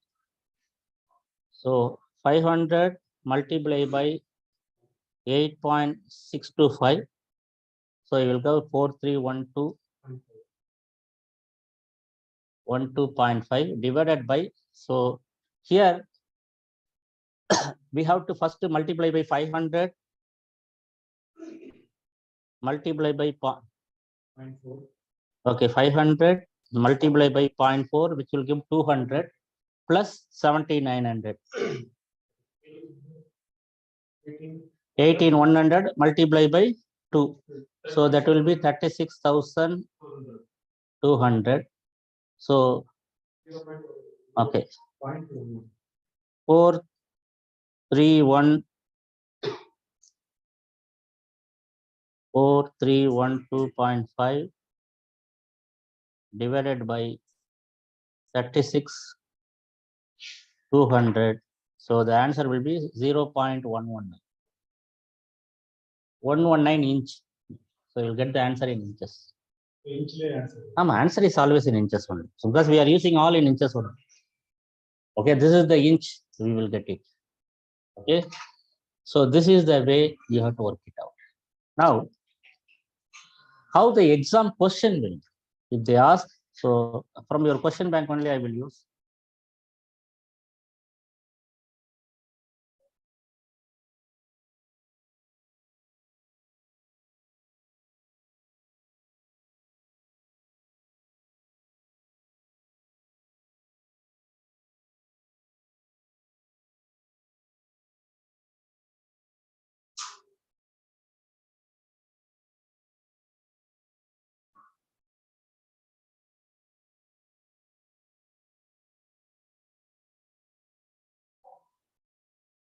Okay, so question will be like this only. An NPS 12 seamless pipe made from A53 grade B material operate at 600 psi and 600 degree Fahrenheit. Calculate the pressure descent thickness for this condition. Try this. No need to write the question because it is your question bank will give you. Okay, try this question. Question number 53. Try this question. Just take the data. I already explained you how to work it out. Okay, same formula. Try this question.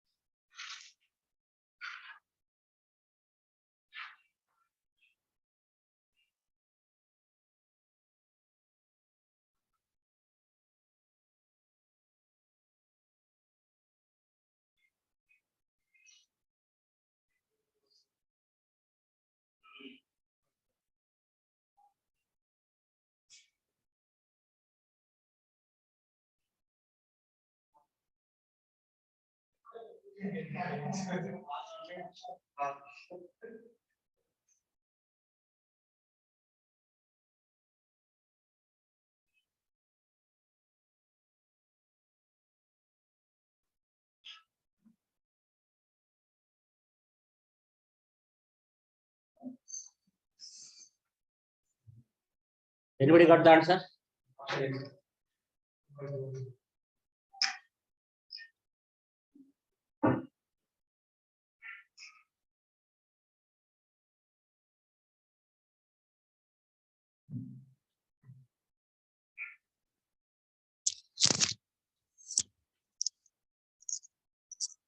So if you work it out,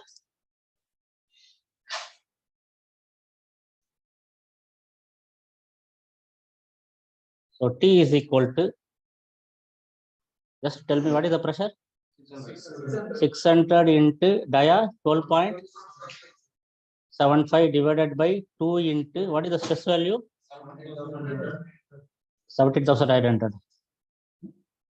The efficiency is 1, W is 1 plus P 600 into 0.4. So you will get the answer is 0.210 inches.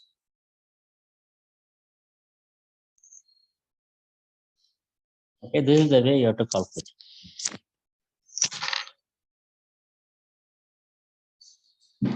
Hello? Now,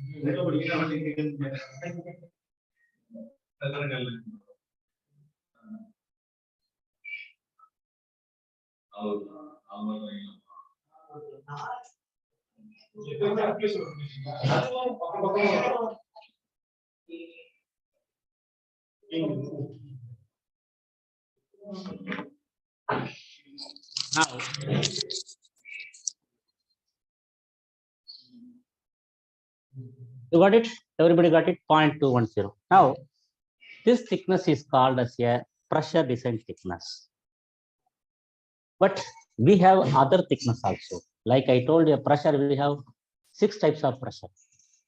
Just to understand this is the one many people struggles in 570 exam. So what are the different thickness we have? So thickness, we will always, the answer will be in the inch. If you want exam, they will give only in inch. Bracket, they will give mm, but it is not used. Okay. Design thickness, B31.3. That is what you have calculated. For example, 0.210. The same thickness is called minimum recovered thickness in 570. Or retirement thickness. So minimum recovered thickness as per 570, design thickness as per B31.3, or retirement thickness as per 570, all are same meaning. So for example, I have given some value 0.450 calculated using the ASME. There is one more formula, Barlow formula. What is meant by Barlow formula? New pipe, we have to use the, see, if a question start, design thickness of new pipe, pressure design thickness, new pipe, new fabrication.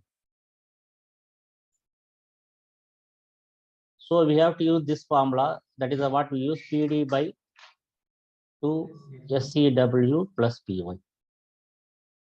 But for in-service pipe, suppose you want to replace some pipe already in service, 570 says no need to follow this formula. They have simplified the formula. The simplified version is called as a Barlow formula. So Barlow formula, you can use it, which is given in 570 as well as 574. So what is the formula is T is equal to PD by 2S. That's all. No WPY not required.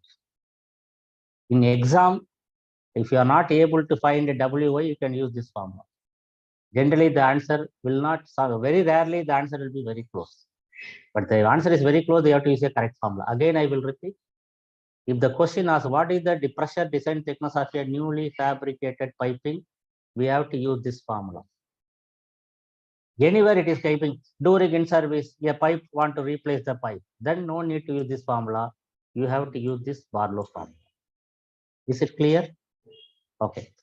Now, what is the problem with these two formulas is they are given pressure, they are given diameter, they are given stress, everything. But the formula, there is no weight of the liquid. Suppose a gas pipe, no problem. If it is inside, there is a liquid and the piping is not on the ground, some elevation it is there and not properly supported, the pipe may bend because of the liquid service. So generally, we need a minimum thickness to hold the weight of the liquids. That thickness is called structural minimum thickness. Many people get it very difficult to how to find out the structural minimum thickness. Please remember, structural minimum thickness is not mandatory. Point number one. It is applicable only when the pipe is having in liquid service and it is not going at the elevation level. Then how I know structural minimum thickness? If question itself, they will give structural minimum thickness. Suppose they give given structural minimum thickness. For example, what is our calculated value here? 0.210. They given in the structural minimum thickness, thick, say 0.250, then only this value I will take it as, whichever is a higher value. Suppose reverse, structural minimum they can give Q as a, say 0.150. Then which value I have to take? 0.210. So structural minimum thickness is not mandatory. If it is given in the exam question only, we will consider it. Otherwise, there will be a hint in the exam question. Refer 574. 574, there is a structural minimum thickness table is there. But the table is sample table. So actually what code says owner will decide for his project, what is the structural minimum thickness required for each diameter pipe. So each diameter, he will say 2 inch minimum, this should be the thickness. 3 inch, 4 inch, this should be the thickness. We have to calculate the thickness by using this formula and compare with the structural minimum thickness.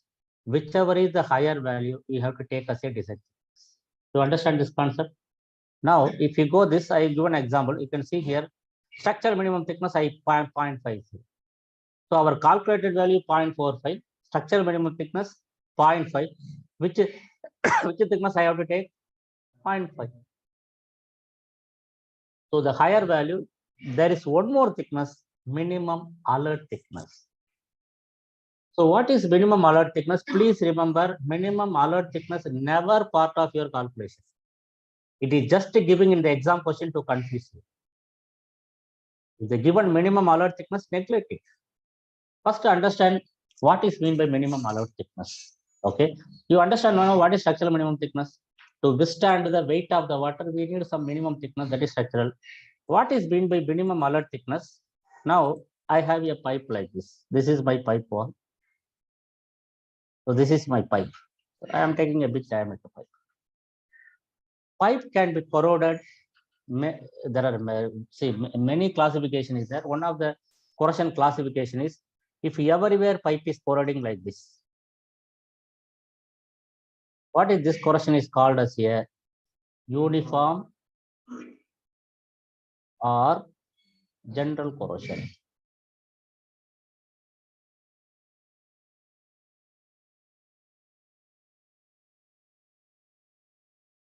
So how to, which NDT method you will use the uniform or general corrosion? UT thickness gauging.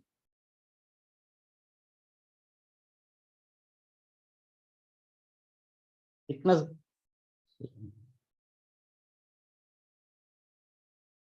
Thickness gauging means D meter. We call it a D meter, the handheld meter. That is sufficient. But suppose there is only one area is corroding. Other area there is no corrosion. This corrosion is called as a localized corrosion.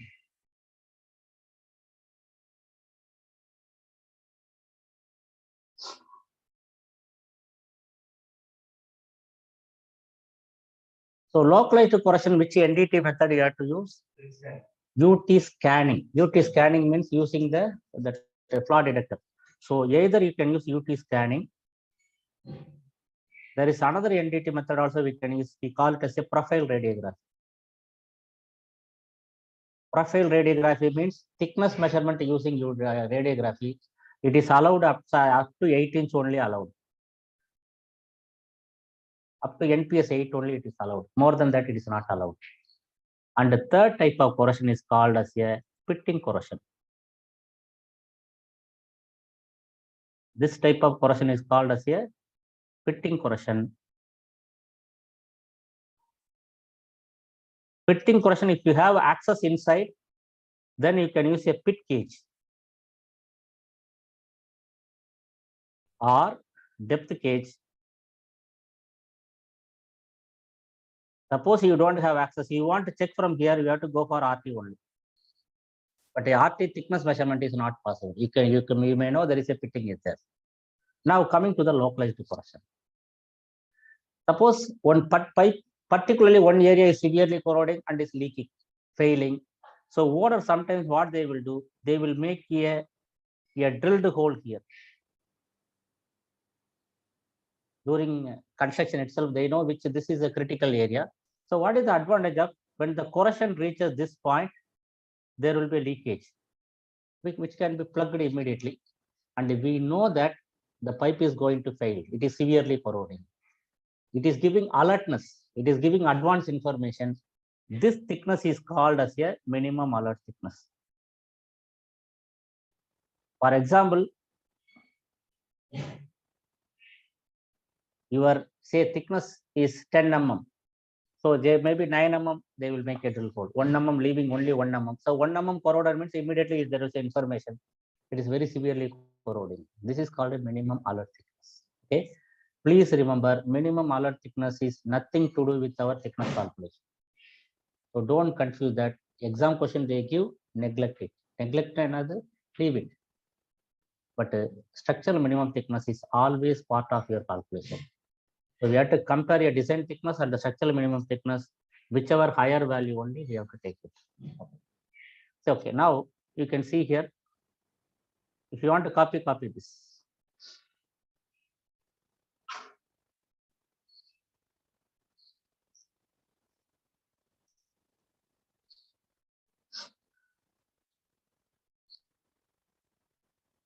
So this NDT methods you should know. Uniform or general corrosion, UT thickness gauging you are using. Localized corrosion you are using UT scan or profile radiography. Profile radiography is allowed up to 8 inch dia only. More than 8 inch not allowed. And pitting corrosion, if you have access, we can use pit gauge or depth gauge. If you want to check it from outside, then you have to go for a profile radiography again.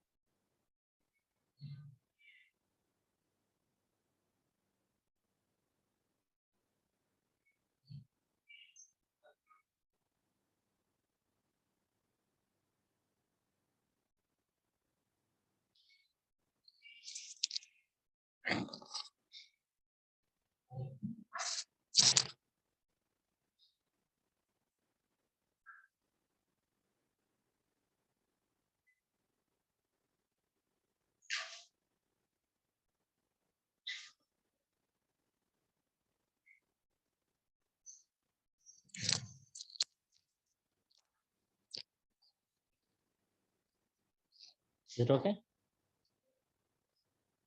Right, little fast.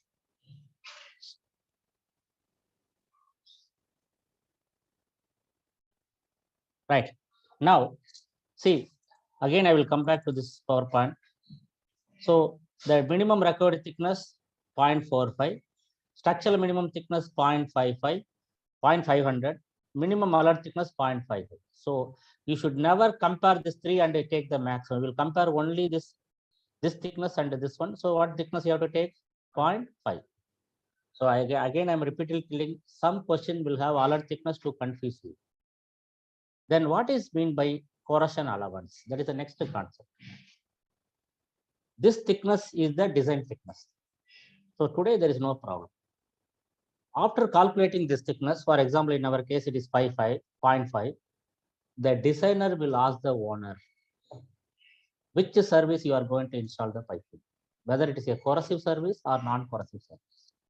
Suppose owner says there is no corrosion, then what is the 0.5 inch near the schedule they will select and install the pipe. No problem. Suppose he is saying there is a corrosion is there, then they will ask the designer will what is the expected corrosion rate. So corrosion rate, how owner knows based on his previous experience. This type of service will corrode. Corrosion rate means yearly how much thickness will be reduced by corrosion. For example, the corrosion rate 0.01 inch per year. Just I am giving some examples. Decided by owner is that based on the service. It is service. Then the next question you'll ask, how many years he wants a piping in service. That is called a service life. So the service life say 30 years. Again, it will be decided by the owner. Owner will decide it. Suppose you want 30 years service. What is the expected corrosion rate? 0.01. So 30 years, how much it will corrode? That is called corrosion allowance. Corrosion allowance formula is corrosion rate multiplied by service life. That is 30 into 0.0, 0.3. So design thickness, we need 0.5. If you want 30 years in service, we need extra thickness. That extra thickness is called as a corrosion allowance. So we have to add it together. That thickness is called a nominal thickness. Nominal ordered thickness is greater of design thickness or structural minimum thickness plus corrosion allowance. In our case, 0.5 inch plus 0.3, 0.8 inch, we have to use the pipe. Which schedule is close to that one, higher than that we have to use.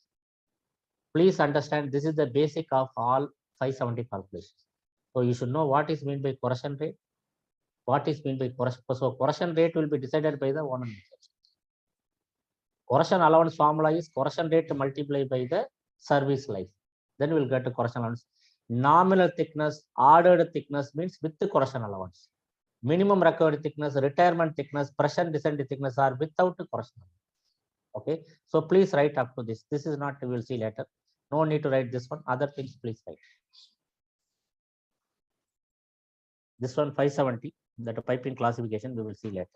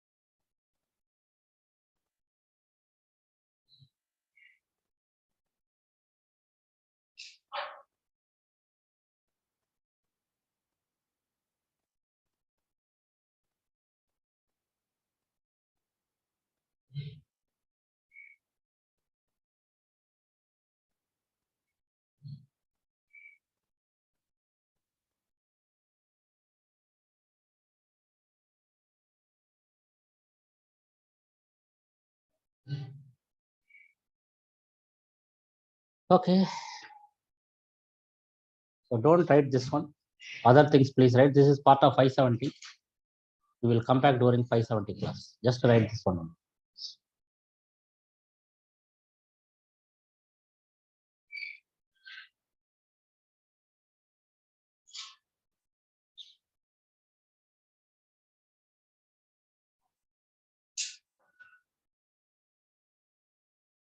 Right.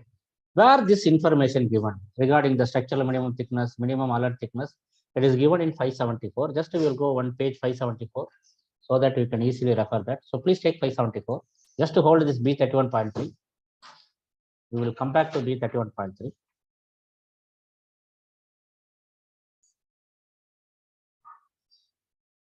Now,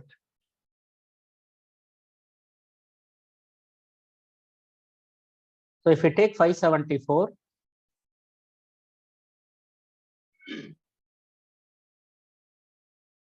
you can see here, see when you are referring during exam, you have to use always this content. So just to go this, you can see here, inspection procedures, background determination of minimum required thickness. Please go to the chapter 12, page number 102. Please go to page number 102. Page number 102. Please take 102. So determination of the minimum required thickness. Highlight this one. ASME B31.3 contains formula and data for determining the minimum required wall thickness of a new uncorroded piping. So B31.3 formula. Page number 102, sir. 574. So it is for the new uncorroded pipe, you have to use the B31.3 formula. Page number 102 and next one.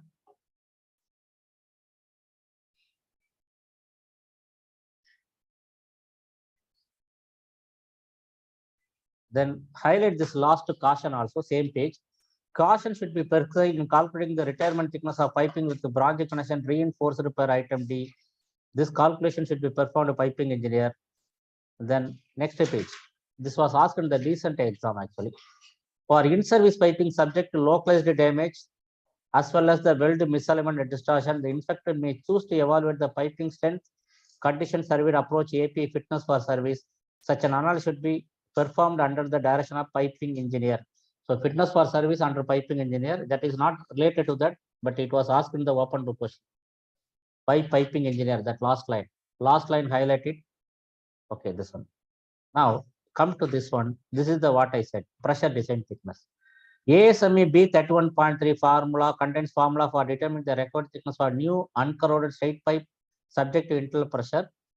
570 permit the use of simple Barlow formula to determine the required thickness of in-service piping. So in-service piping, no need to use the B31.3 formula. So this is the formula T is equal to PD by 2AC. Mark it as a open book. We will use exam this formula only. Generally, the original formula PD by 2SEW, you will not use in the exam. Exam question will be always based on the in-service piping. Just to use Barlow formula. Okay, very rarely question asked based on the new pipe. They are always asking based on the in-service pipe. Okay. Now you can see here the Barlow formula gives a result that are practically equivalent to those obtained in more elaborate that one. Now, what is meant by structural minimum thickness? In low pressure, low temperature application, the required pipe thickness determined by the Barlow formula can be so small that the pipe would have insufficient structural strength. Highlight the next line. For this reason, an absolute minimum thickness to prevent sag, buckling, and collapse at support should be determined by the user for each size. So the owner will decide what is the minimum thickness required for each pipe. The pipe wall should not be permitted to deteriorate below this minimum thickness, regardless of the result obtained by the B31.3 formula. So thickness cannot be go less than this. Now, the order research should specify how structural minimum thickness are determined. An example of table calculate structural minimum thickness or carbon steel pipe is provided in table 7. There is an example table. Next page you can see here. Page number 105. There is a table. Sometimes exam question they will ask you to refer this table. So you have to refer and find. For example, carbon and lower steel default minimum structural thickness less than 400 degree. Say for example 6 to 18 inch minimum thickness would be 0.1. That is the structural minimum thickness. This table is not a mandatory table. It is just an example. Exam question, if they ask to refer this, you have to refer and compare with it. Alert thickness also given. I told you alert thickness is never part of your calculation. Okay. Why this table is not a mandate table? Because there are a lot of restrictions. For example, this table is for carbon and low elastic. And what is the temperature? Less than 400. What is the maximum size it covers? 24 inch. So if any of the condition deviates, you cannot use this table. So you can see here, this condition is given here. Page number 103. Just to go back, you can see here. Additional consideration and allowance may be required for following conditions. Piping diameter greater than 24 inches. If it is more than 24 inches, we cannot use the table. Temperature exceeding 400, higher alloys, all these things. Now, next page. Highlight this one. Austenitic stainless steel piping often having lower structural thickness requirement based upon their high strength. Generally, stainless steel even low thickness we can use because they have chromium, so they will have high strength. Now, how to calculate the replacement pipe? So we have to use the formula compared to structural minimum thickness, whichever is the higher value you have to take. Generally, piping is replaced and repaired when it reaches the minimum required thickness unless a fitness for service has been performed. The minimum required thickness is the greater value of pressure design thickness or the structural minimum thickness. That is important. So pressure design thickness means B31.3 or structural minimum thickness we have to use. So highlight this one. So they have given some example also. Next page. Minimum alert thickness. What is meant by minimum alert thickness? Highlight this one.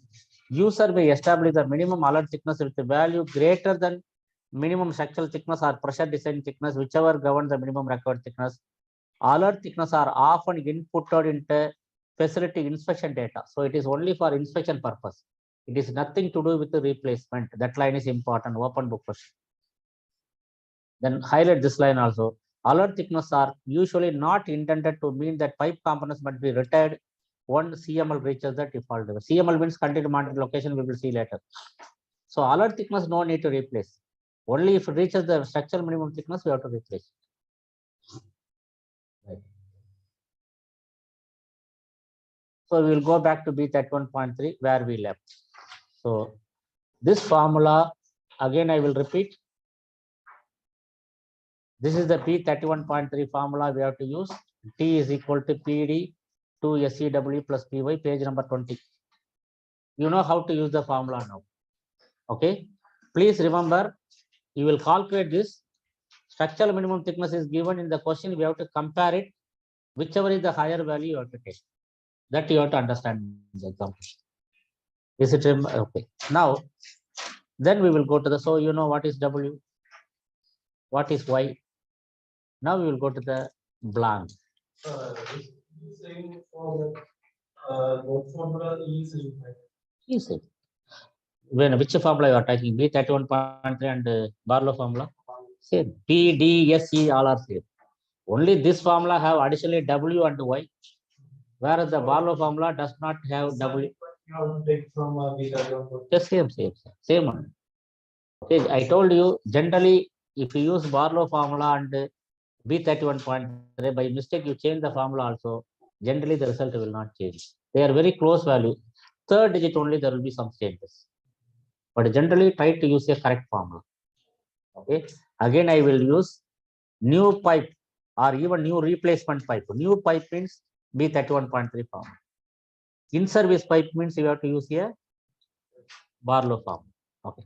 in that for sheet less than D by 6. No need, no, don't worry about this. So thickness should be diameter by 6. Our all piping will meet that condition. Don't worry about that. Only that formula we will use. There is one more formula that is no need. Okay. Now, what is meant by blank? Blank, spectacle blind, both are same. You can see here.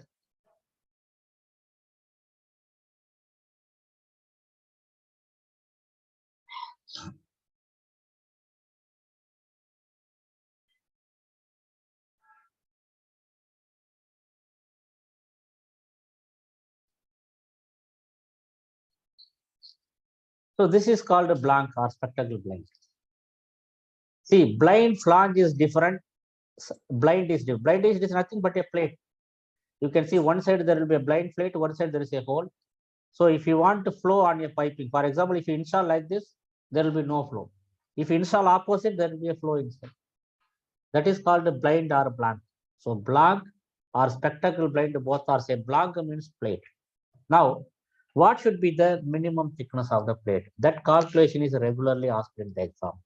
Actually, thickness calculation, I told you you have to use Barlow formula only. But B31.3 blank thickness calculation regularly they are asking in the exam. So what is the formula? So you understand this, right? Blind flange. This is a spectacle blind. Now, this is the formula we have to use. The minimum required thickness of a permanent blank shall be calculated in accordance with the formula Tm is equal to dg 3p divided by 16 SW square root plus c. So I will write blank minimum required, so Tm is equal to dg square root of, what is the formula? 63 3p divided by SCW plus C. Please remember, you have to calculate first this, finally you have to add C. There should be a bracket actually. Because if you see the formula, plus C, it is not part of the square root. So you have to 3p divided by 16 SCW, you have to take square root, then multiply by dg, then finally you have to add the C. Now, you know what is P. What is the P? Design pressure. You know that. How to check the stress?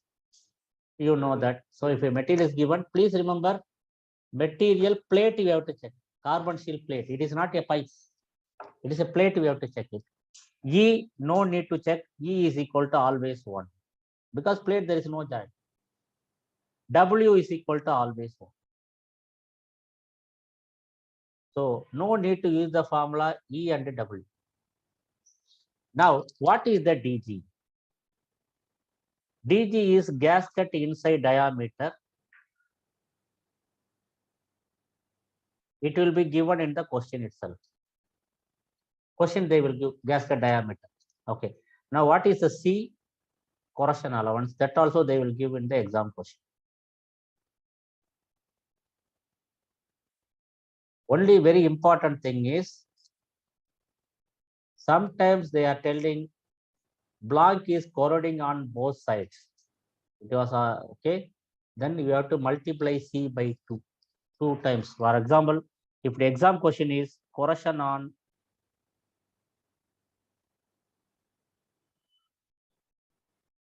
both the sides of the block,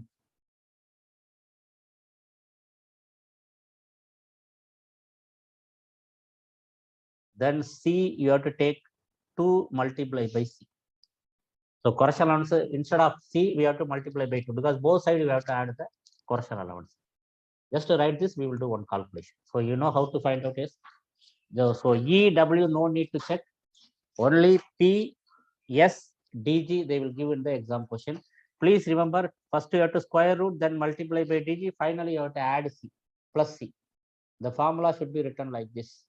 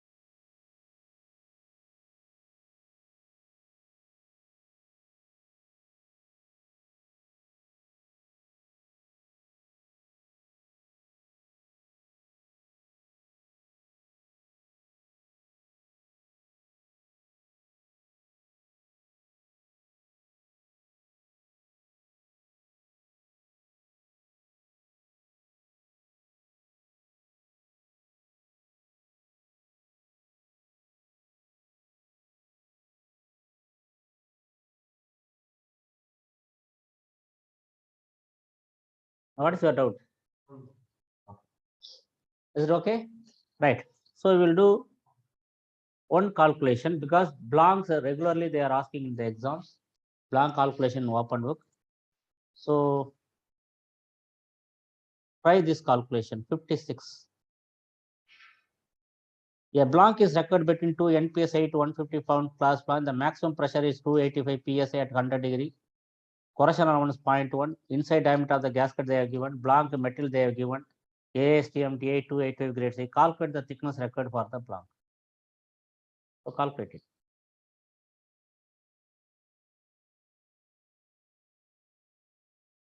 No need to write the question. This is part of your question bank. Just data, take the data, DG, then calculate all this data.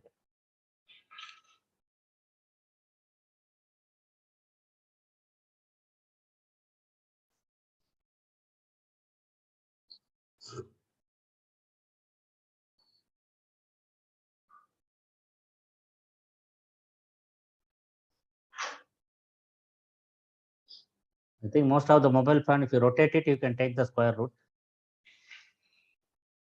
Square root rotate பண்ணா வரும். Square root எடுக்கிறதா mobile.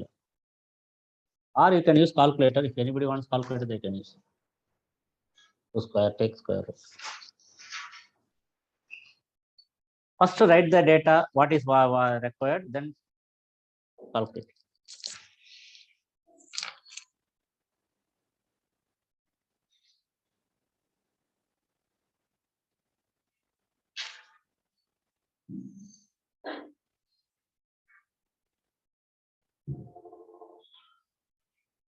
Just again na பாக்கணும். அப்படியே cutting பாயிண்ட்ல இருந்து steps பாக்கணும். DD கொடுத்துருக்காங்க பாருங்க. இங்கெல்லாம்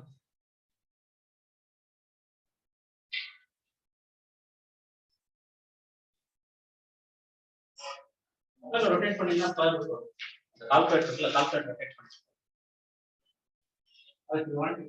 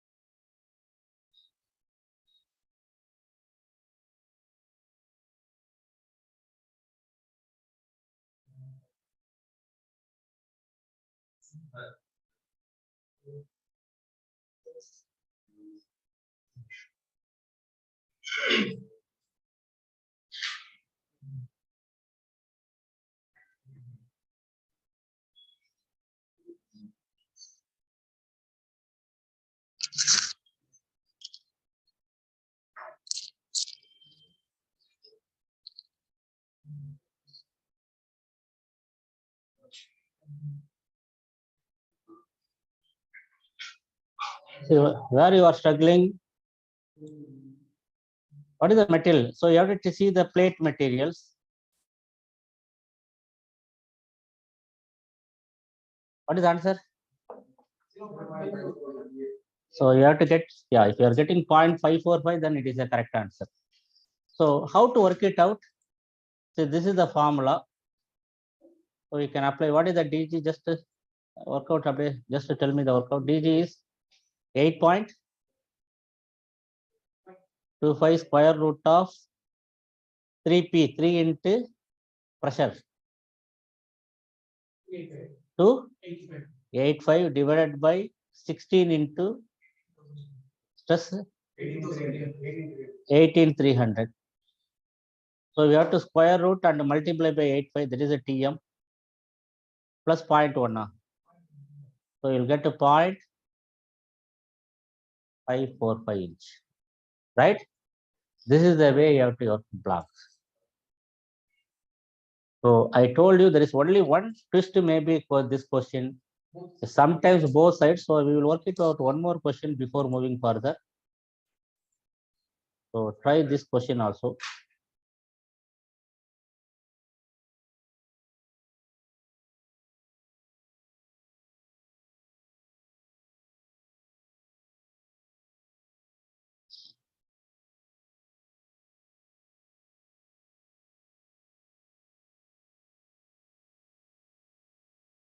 Okay, question number 58. Try this question. What is the minimum thickness of a block that is made from A516 grade 16 material and is 17.375 ID gasket? The pressure is 603 and 600 degree. Corrosive product will be both sides of the block and the specified correspondence is 1/8 inch. Try this question.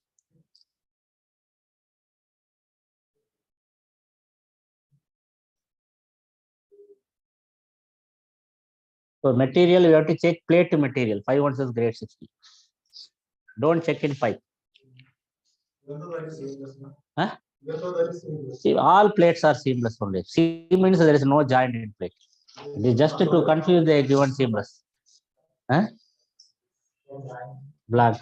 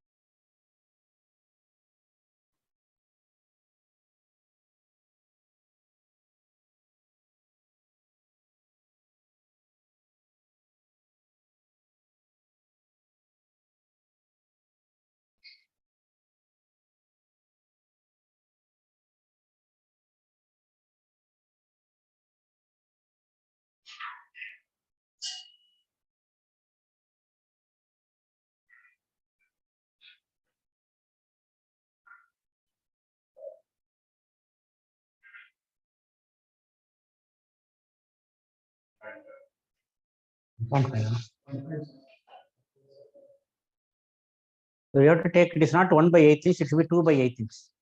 Both sides correction. Okay, because you have to take correction once, you have to take 2 times of the 1/8. So you have to take 2/8. Just add 2/8, 2/8. So answer another, what is 1.724 it's coming.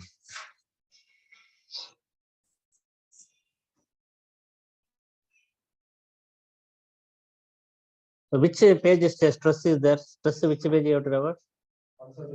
174. So plate you have to check.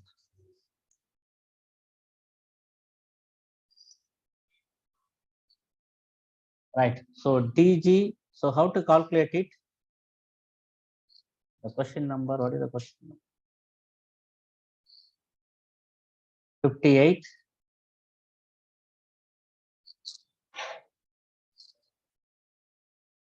So 58. T minimum is equal to, what is the DG? Just the value. Huh?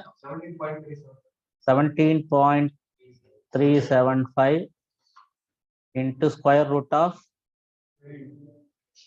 3 into 630 divided by into which one? 16400.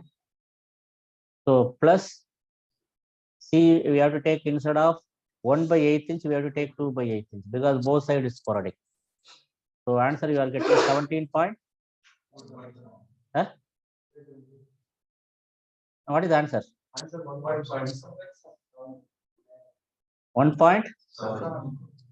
Okay, 1.7 something. 1.724 inches. So this is the data you have to use. Okay.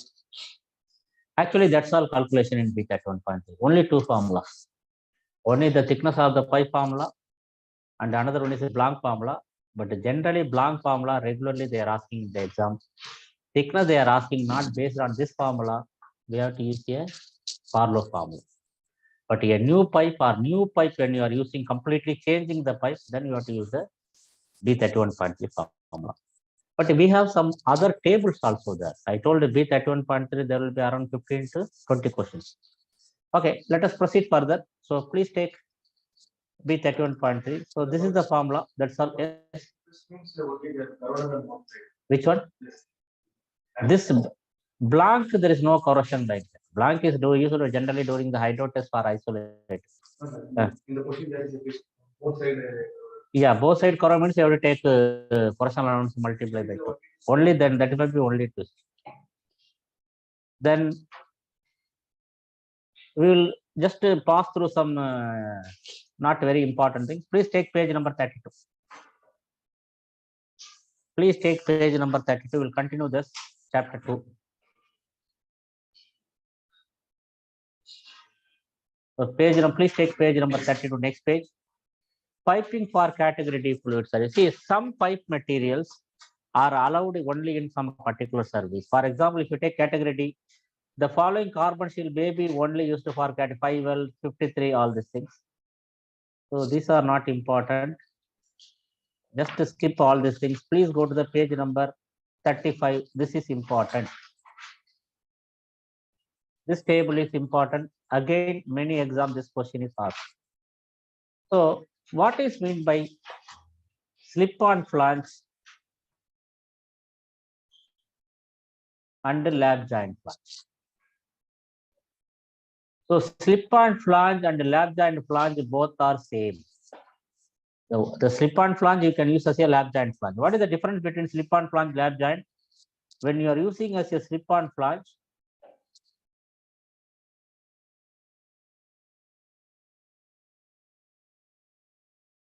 okay.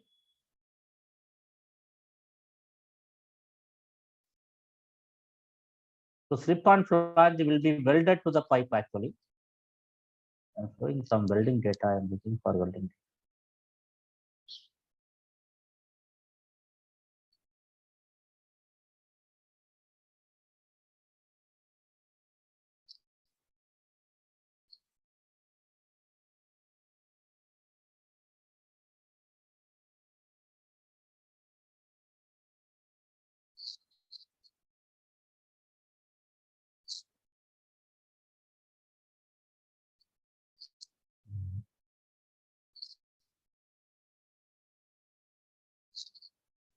So actually, this is the slip-on flange. So how we will weld a slip-on flange, you can see here. So this is the flange. The pipe will be inserted inside, and it will be welded inside as well as outside. With that, the flange will be welded inside as well as outside with the pipe. That is a slip-on. Inside we will make a seal weld type, and outside we will weld it. The same flange, when used as a lap joint flange, there will be no welding with the pipe. So this is the lap joint flange, same flange only. So we will put here like a stub bend. You can see a stub bend here. Just the stub bend will insert, and there will be only a butt weld. You can see here. It will be welded pipe to pipe only. Flange, there will be no weld. So the stub bend will hold that pressure. So they will put a gasket at the tightening. Again, I will repeat: slip-on flange, lap joint flange, both are same. Slip-on flange can be used as a lap joint flange. The only difference is slip-on flange, the flange is inserted into the pipe and welded with the pipe. Whereas when they are using as a lap joint flange, this is called a stub bend. So it is welded with the pipe with only. There is no flange. You can see no welding there. Now you cannot use a slip-on flange more than 12 inch or more than class 300. So flange there is class 150, class is there. We will see in 16.5. So just this table is important. What is the maximum permissible size rating class for slip-on flange used as a lap joint flange? Class 150 maximum NPS 12 inch only. You can use slip-on flange as a lap joint flange. Class 300 maximum 8 inch only we can use it. Just to mark it as a open book question. This is important.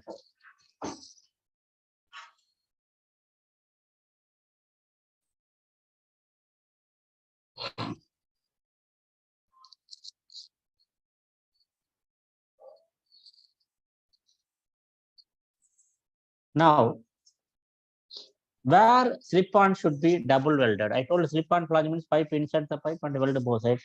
When there is crevice corrosion. What is crevice corrosion? A gap.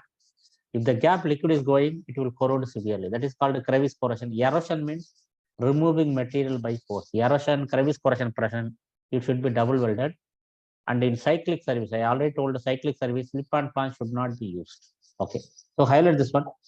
A slip-on flange will be double welded as shown in figure when the service is subject to severe erosion, for crevice corrosion or cyclic loading, flammable and toxic. Just to highlight this one. And I highlight the B also. The use of slip-on flanges should be avoided where there is a large temperature cycles are expected, particularly not insulated. So if it is a temperature fluctuation is there, slip-on flange you should avoid this.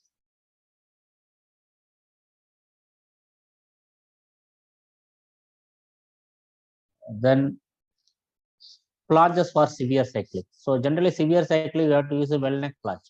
Well neck flange means, but well afternoon we will do 16.5. So whatever we are seeing here, we will stop it. Tomorrow we will continue. Afternoon class will be 16.5.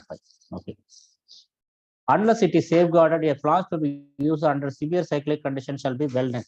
So well neck flange, if you don't understand, afternoon I will show you what is well neck flange. Then bolting. So these are not important. We will cover there also. So what is one meaning? Bolt can be classified into three groups: low yield strength bolting, intermediate yield strength bolting, high yield strength bolting. Low yield strength means the bolting yield strength less than 30 KSI, it is low yield strength. Low yield strength bolting should not be used class 400 and above. So highlight this one. We will explain afternoon again. Bolting having not more than 30 KSI specified yield strength shall not be used for flanged joints class 400 or higher. That is important. Highlight this one. But it is again, it is given in 16.5 also.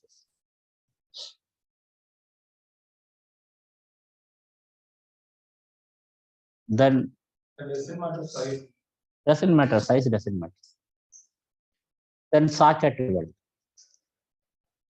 So you know what is socket weld? When inserting a pipe and welding it, socket weld should not be used in a crevice corrosion because there is a gap we are maintaining. So there is a possibility of crevice corrosion. We should not use. Highlight this one. Socket weld joint should not be avoided in any service where crevice corrosion and severe erosion may occur. That is closed book question. And C also highlight. Socket well larger than NPS2 shall not be used under severe cyclic condition.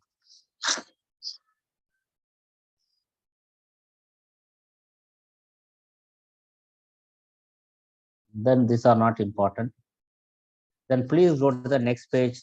This table is important. Again, what is this table?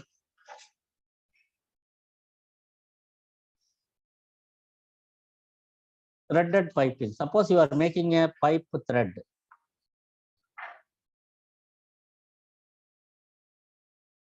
So you can see a pipe is threaded. So the pipe should have higher thickness because threading will have losses, thickness loss. So what should be the minimum schedule pipe you have to use it when you are going for threaded piping? Again, this is important. See, you can see here, minimum schedule for components with the external threads. If you are using normal fluid service, notch sensitive yes. Notch sensitive yes means carbon steel. You can read the note. Carbon steel is generally considered to be notch sensitive, whereas stainless steel is generally considered to be not notch sensitive. So notch sensitive yes means carbon steel. If you are using less than or equal to 1.5 inch schedule 80 pipe, you have to use. Again, I will repeat. If you are using normal fluid, already normal fluid category D, category M, normal fluid service, if your diameter is less than or equal to 1.5 inch, schedule 80 pipe you have to use. If it is 2 to 6 inch, schedule 40 pipe you have to use. More than schedule 6, none means no restriction is there. Anyone you can use. Same way, no means stainless steel. Less than 6 inch, schedule 40 pipe you have to use. Other, there is no requirements. So, if you understand what I said, just answer this question. Question number 1. Answer the question number 1.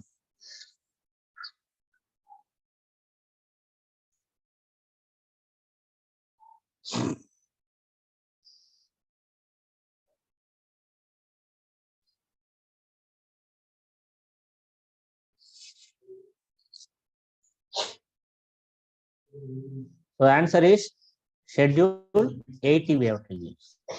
So because they clearly given notch sensitive carbon steel, NPS half and smaller. So we have to refer this here. So less than NPS 1.5 inch means, so half an inch is there, schedule 85 we have to use. Okay. Then these are not important.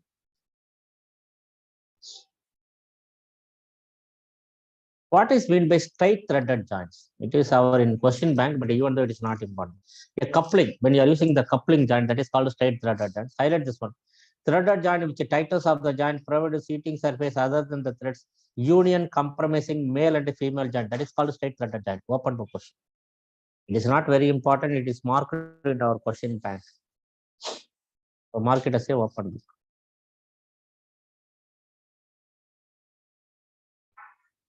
Then what is meant by cocked joint? So bell type joints. See, what is bell type joints? Again, it is, these are not very important, but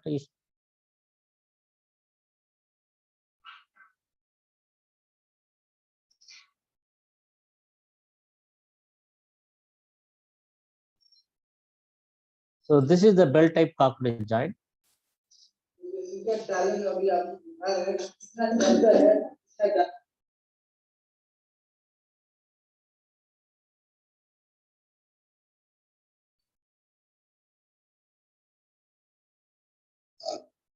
So this is actually bell type. I don't know which language it is there.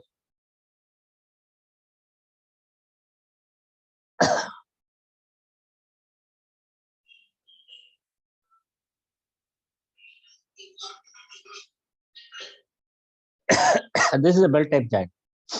So they will put a sealant here.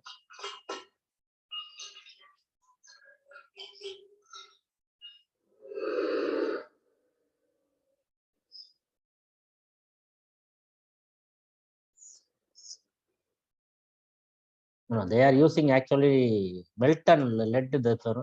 This type of joint is cocked joint. That's all. Still, we are using the sealing compound. Okay.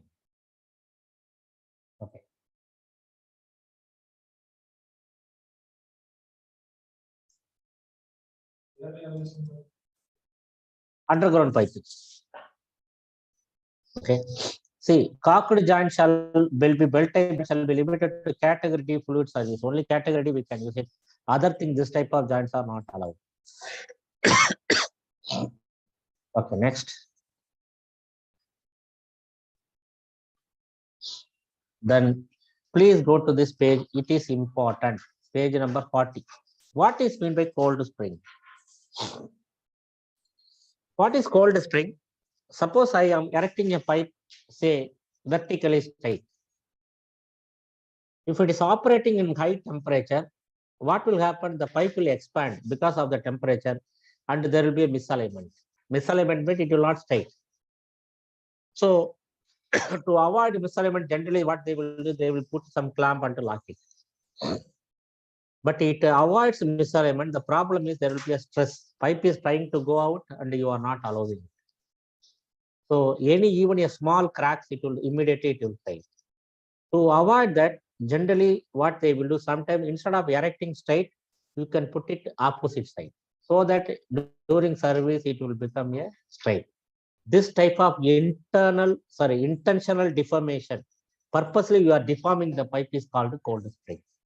Okay, just to understand this, highlight this one. Cold spring is the intentional deformation of piping during assembly to produce a desired initial displacement reaction. Cold spring is beneficial in that it serves to balance the magnitude of the reaction. Highlight this one. So intentionally we are deforming the pipe. That is called cold spring.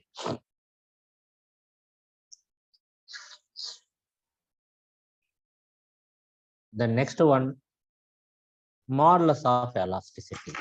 Okay. Again, we have to go to the annexure. So I will go later. It is just to highlight this one. Annexure C, it is given in appendix C. The reference modulus of velocity and the modulus of velocity maximum minimum temperature shall be taken from the appendix C. Appendix C we will go later. It is not very important.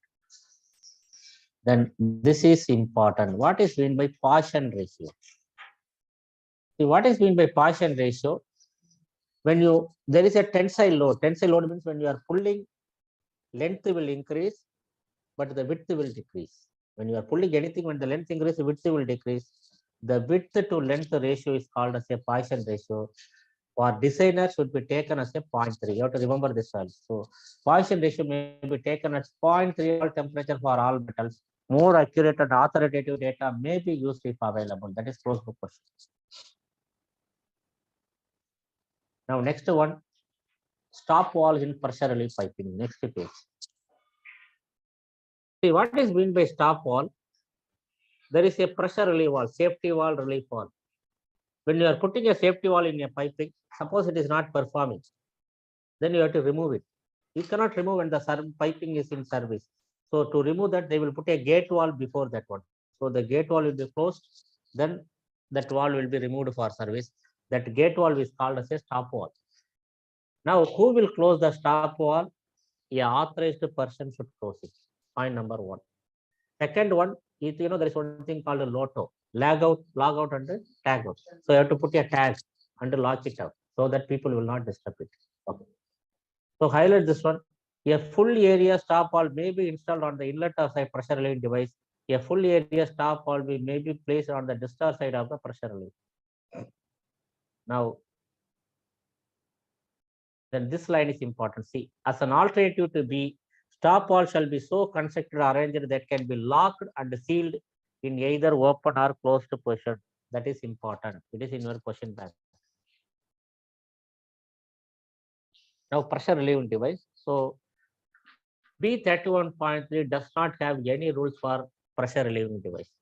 They are telling refer section 8. See, you can see here, pressure relieving device required by para shall be in accordance with the ASME section 8 division 1. Except that terms descent pressure and shall be substituted for the MAWP. Only this one is important. Suppose you are using a liquid relief wall, okay, the pressure should be maximum 120% descent pressure. Mark it as. For liquid thermal expansion relief device that protects only a blocked-in portion of the piping, the set pressure shall not exceed the lesser of the system test pressure or 120% of the descent pressure. That's all, chapter 2. Now I just recollect what we saw chapter 2. How many questions we marked? 1, 2, 3, 4, 5, 6, 7, 8, 9, 10, 11, 12, 13, 14, 15,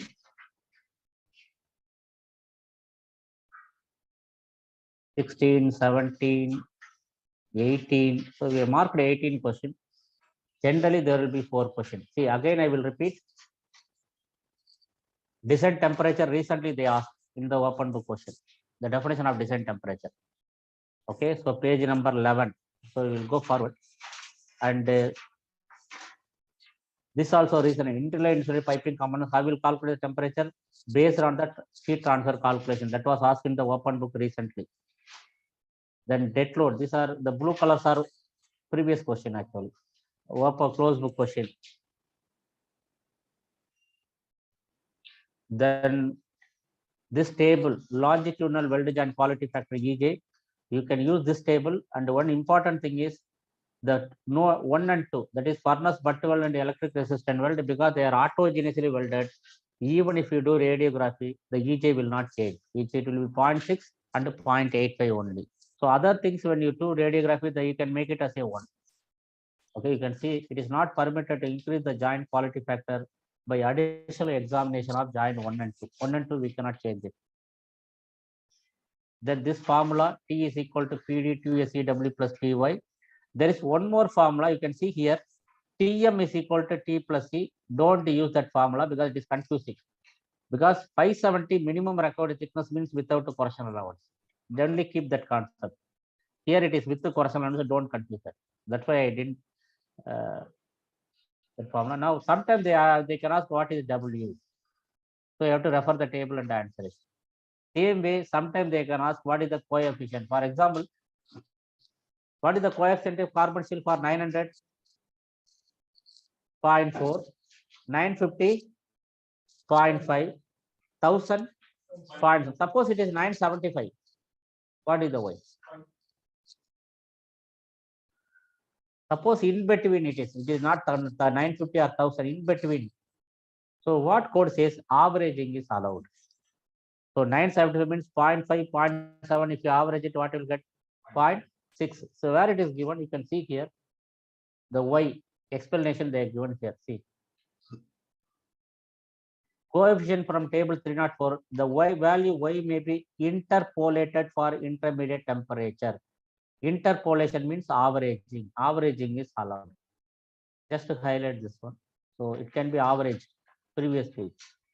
Y can be averaged. The value Y may be interpolated means average.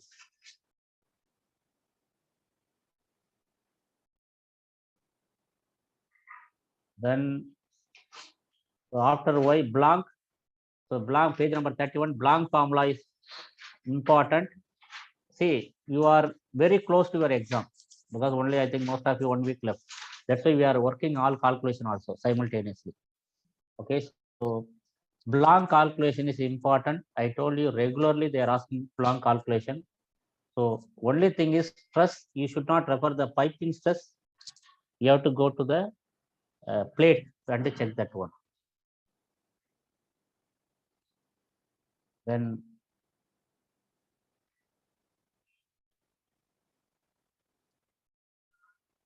permissible rating flange. This is important open book question. And socket wells larger than NPS2 shall not be used under severe cyclic condition. Close book question. Then this table, what is the minimum schedule of external threads? That is open book question. And here straight threaded joint, that is not very important. It is given in a question bank. A union compressing male and a female is called straight threaded joint. And the cold spring, important, close book question. Poisson ratio 0.3, important. Small loss of velocity, we will see now.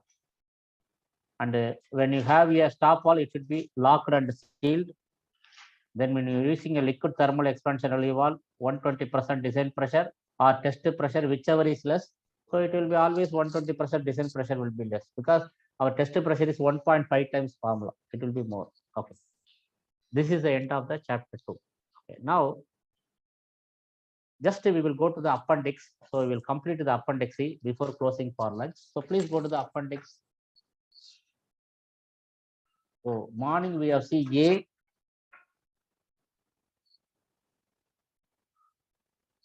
A1A, A1B we have seen.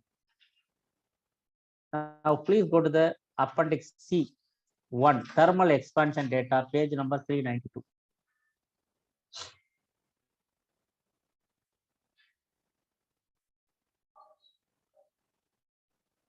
Linear thermal expansion. See, we can see page number 392. Please take page number 392. What is linear thermal expansion means? Only B, if, see, it is not generally asked in the exams. But if they ask, they will ask only the B. Linear thermal expansion. Suppose you heat the pipe, how much the length will be increased? Okay, that is the only question they will ask. For example, length will not increase in feet. It will increase only in small increase will be there. For example, if you heat a 100-feet pipe, there will be a small change in inches. So 1 feet, how many inches? 12 inches. For example, if you take carbon steel, if I heat 400 degree Fahrenheit, how much will be that? 2.8 inches for 100 feet pipe. 50 feet pipe in a half of this. 25 feet pipe, 1.4. So 50 feet now, instead of 2.8 inch, 1.4 inch increase will be there. If they ask, it will be a very straightforward question. So what will be the length in increase for a 50 feet carbon steel pipe heated to 400 degree Fahrenheit? So you should answer is it is not 2.8, 50 feet means 1.4 inch it will increase. So just mark it open book. Your question bank have question, we will work it out, not important. Then modulus of elasticity, go to the page number 403. Appendix C6, 403. Now, here again, if you can see carbon steel with the carbon content less than 0.3%, they give some value. For example, 400 degree Fahrenheit, what is the value? 27.4, but what is the unit? Modulus of velocity PSI, multiply the tabulated value by 10 to the power 6. You have to multiply by the 10 to the power 6 to convert into PSI. Actually, it is given in MSI. MSI means million, mega. Let us try one question, how you are answering. Let us see. Answer this question number 6. Answer the question number 6.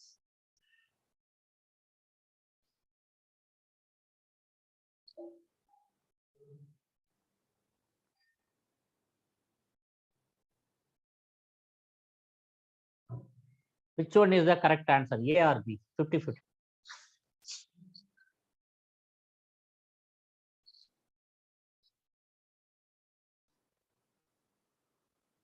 Which one is the correct answer? A or B? The simple question, how many cybers should be there?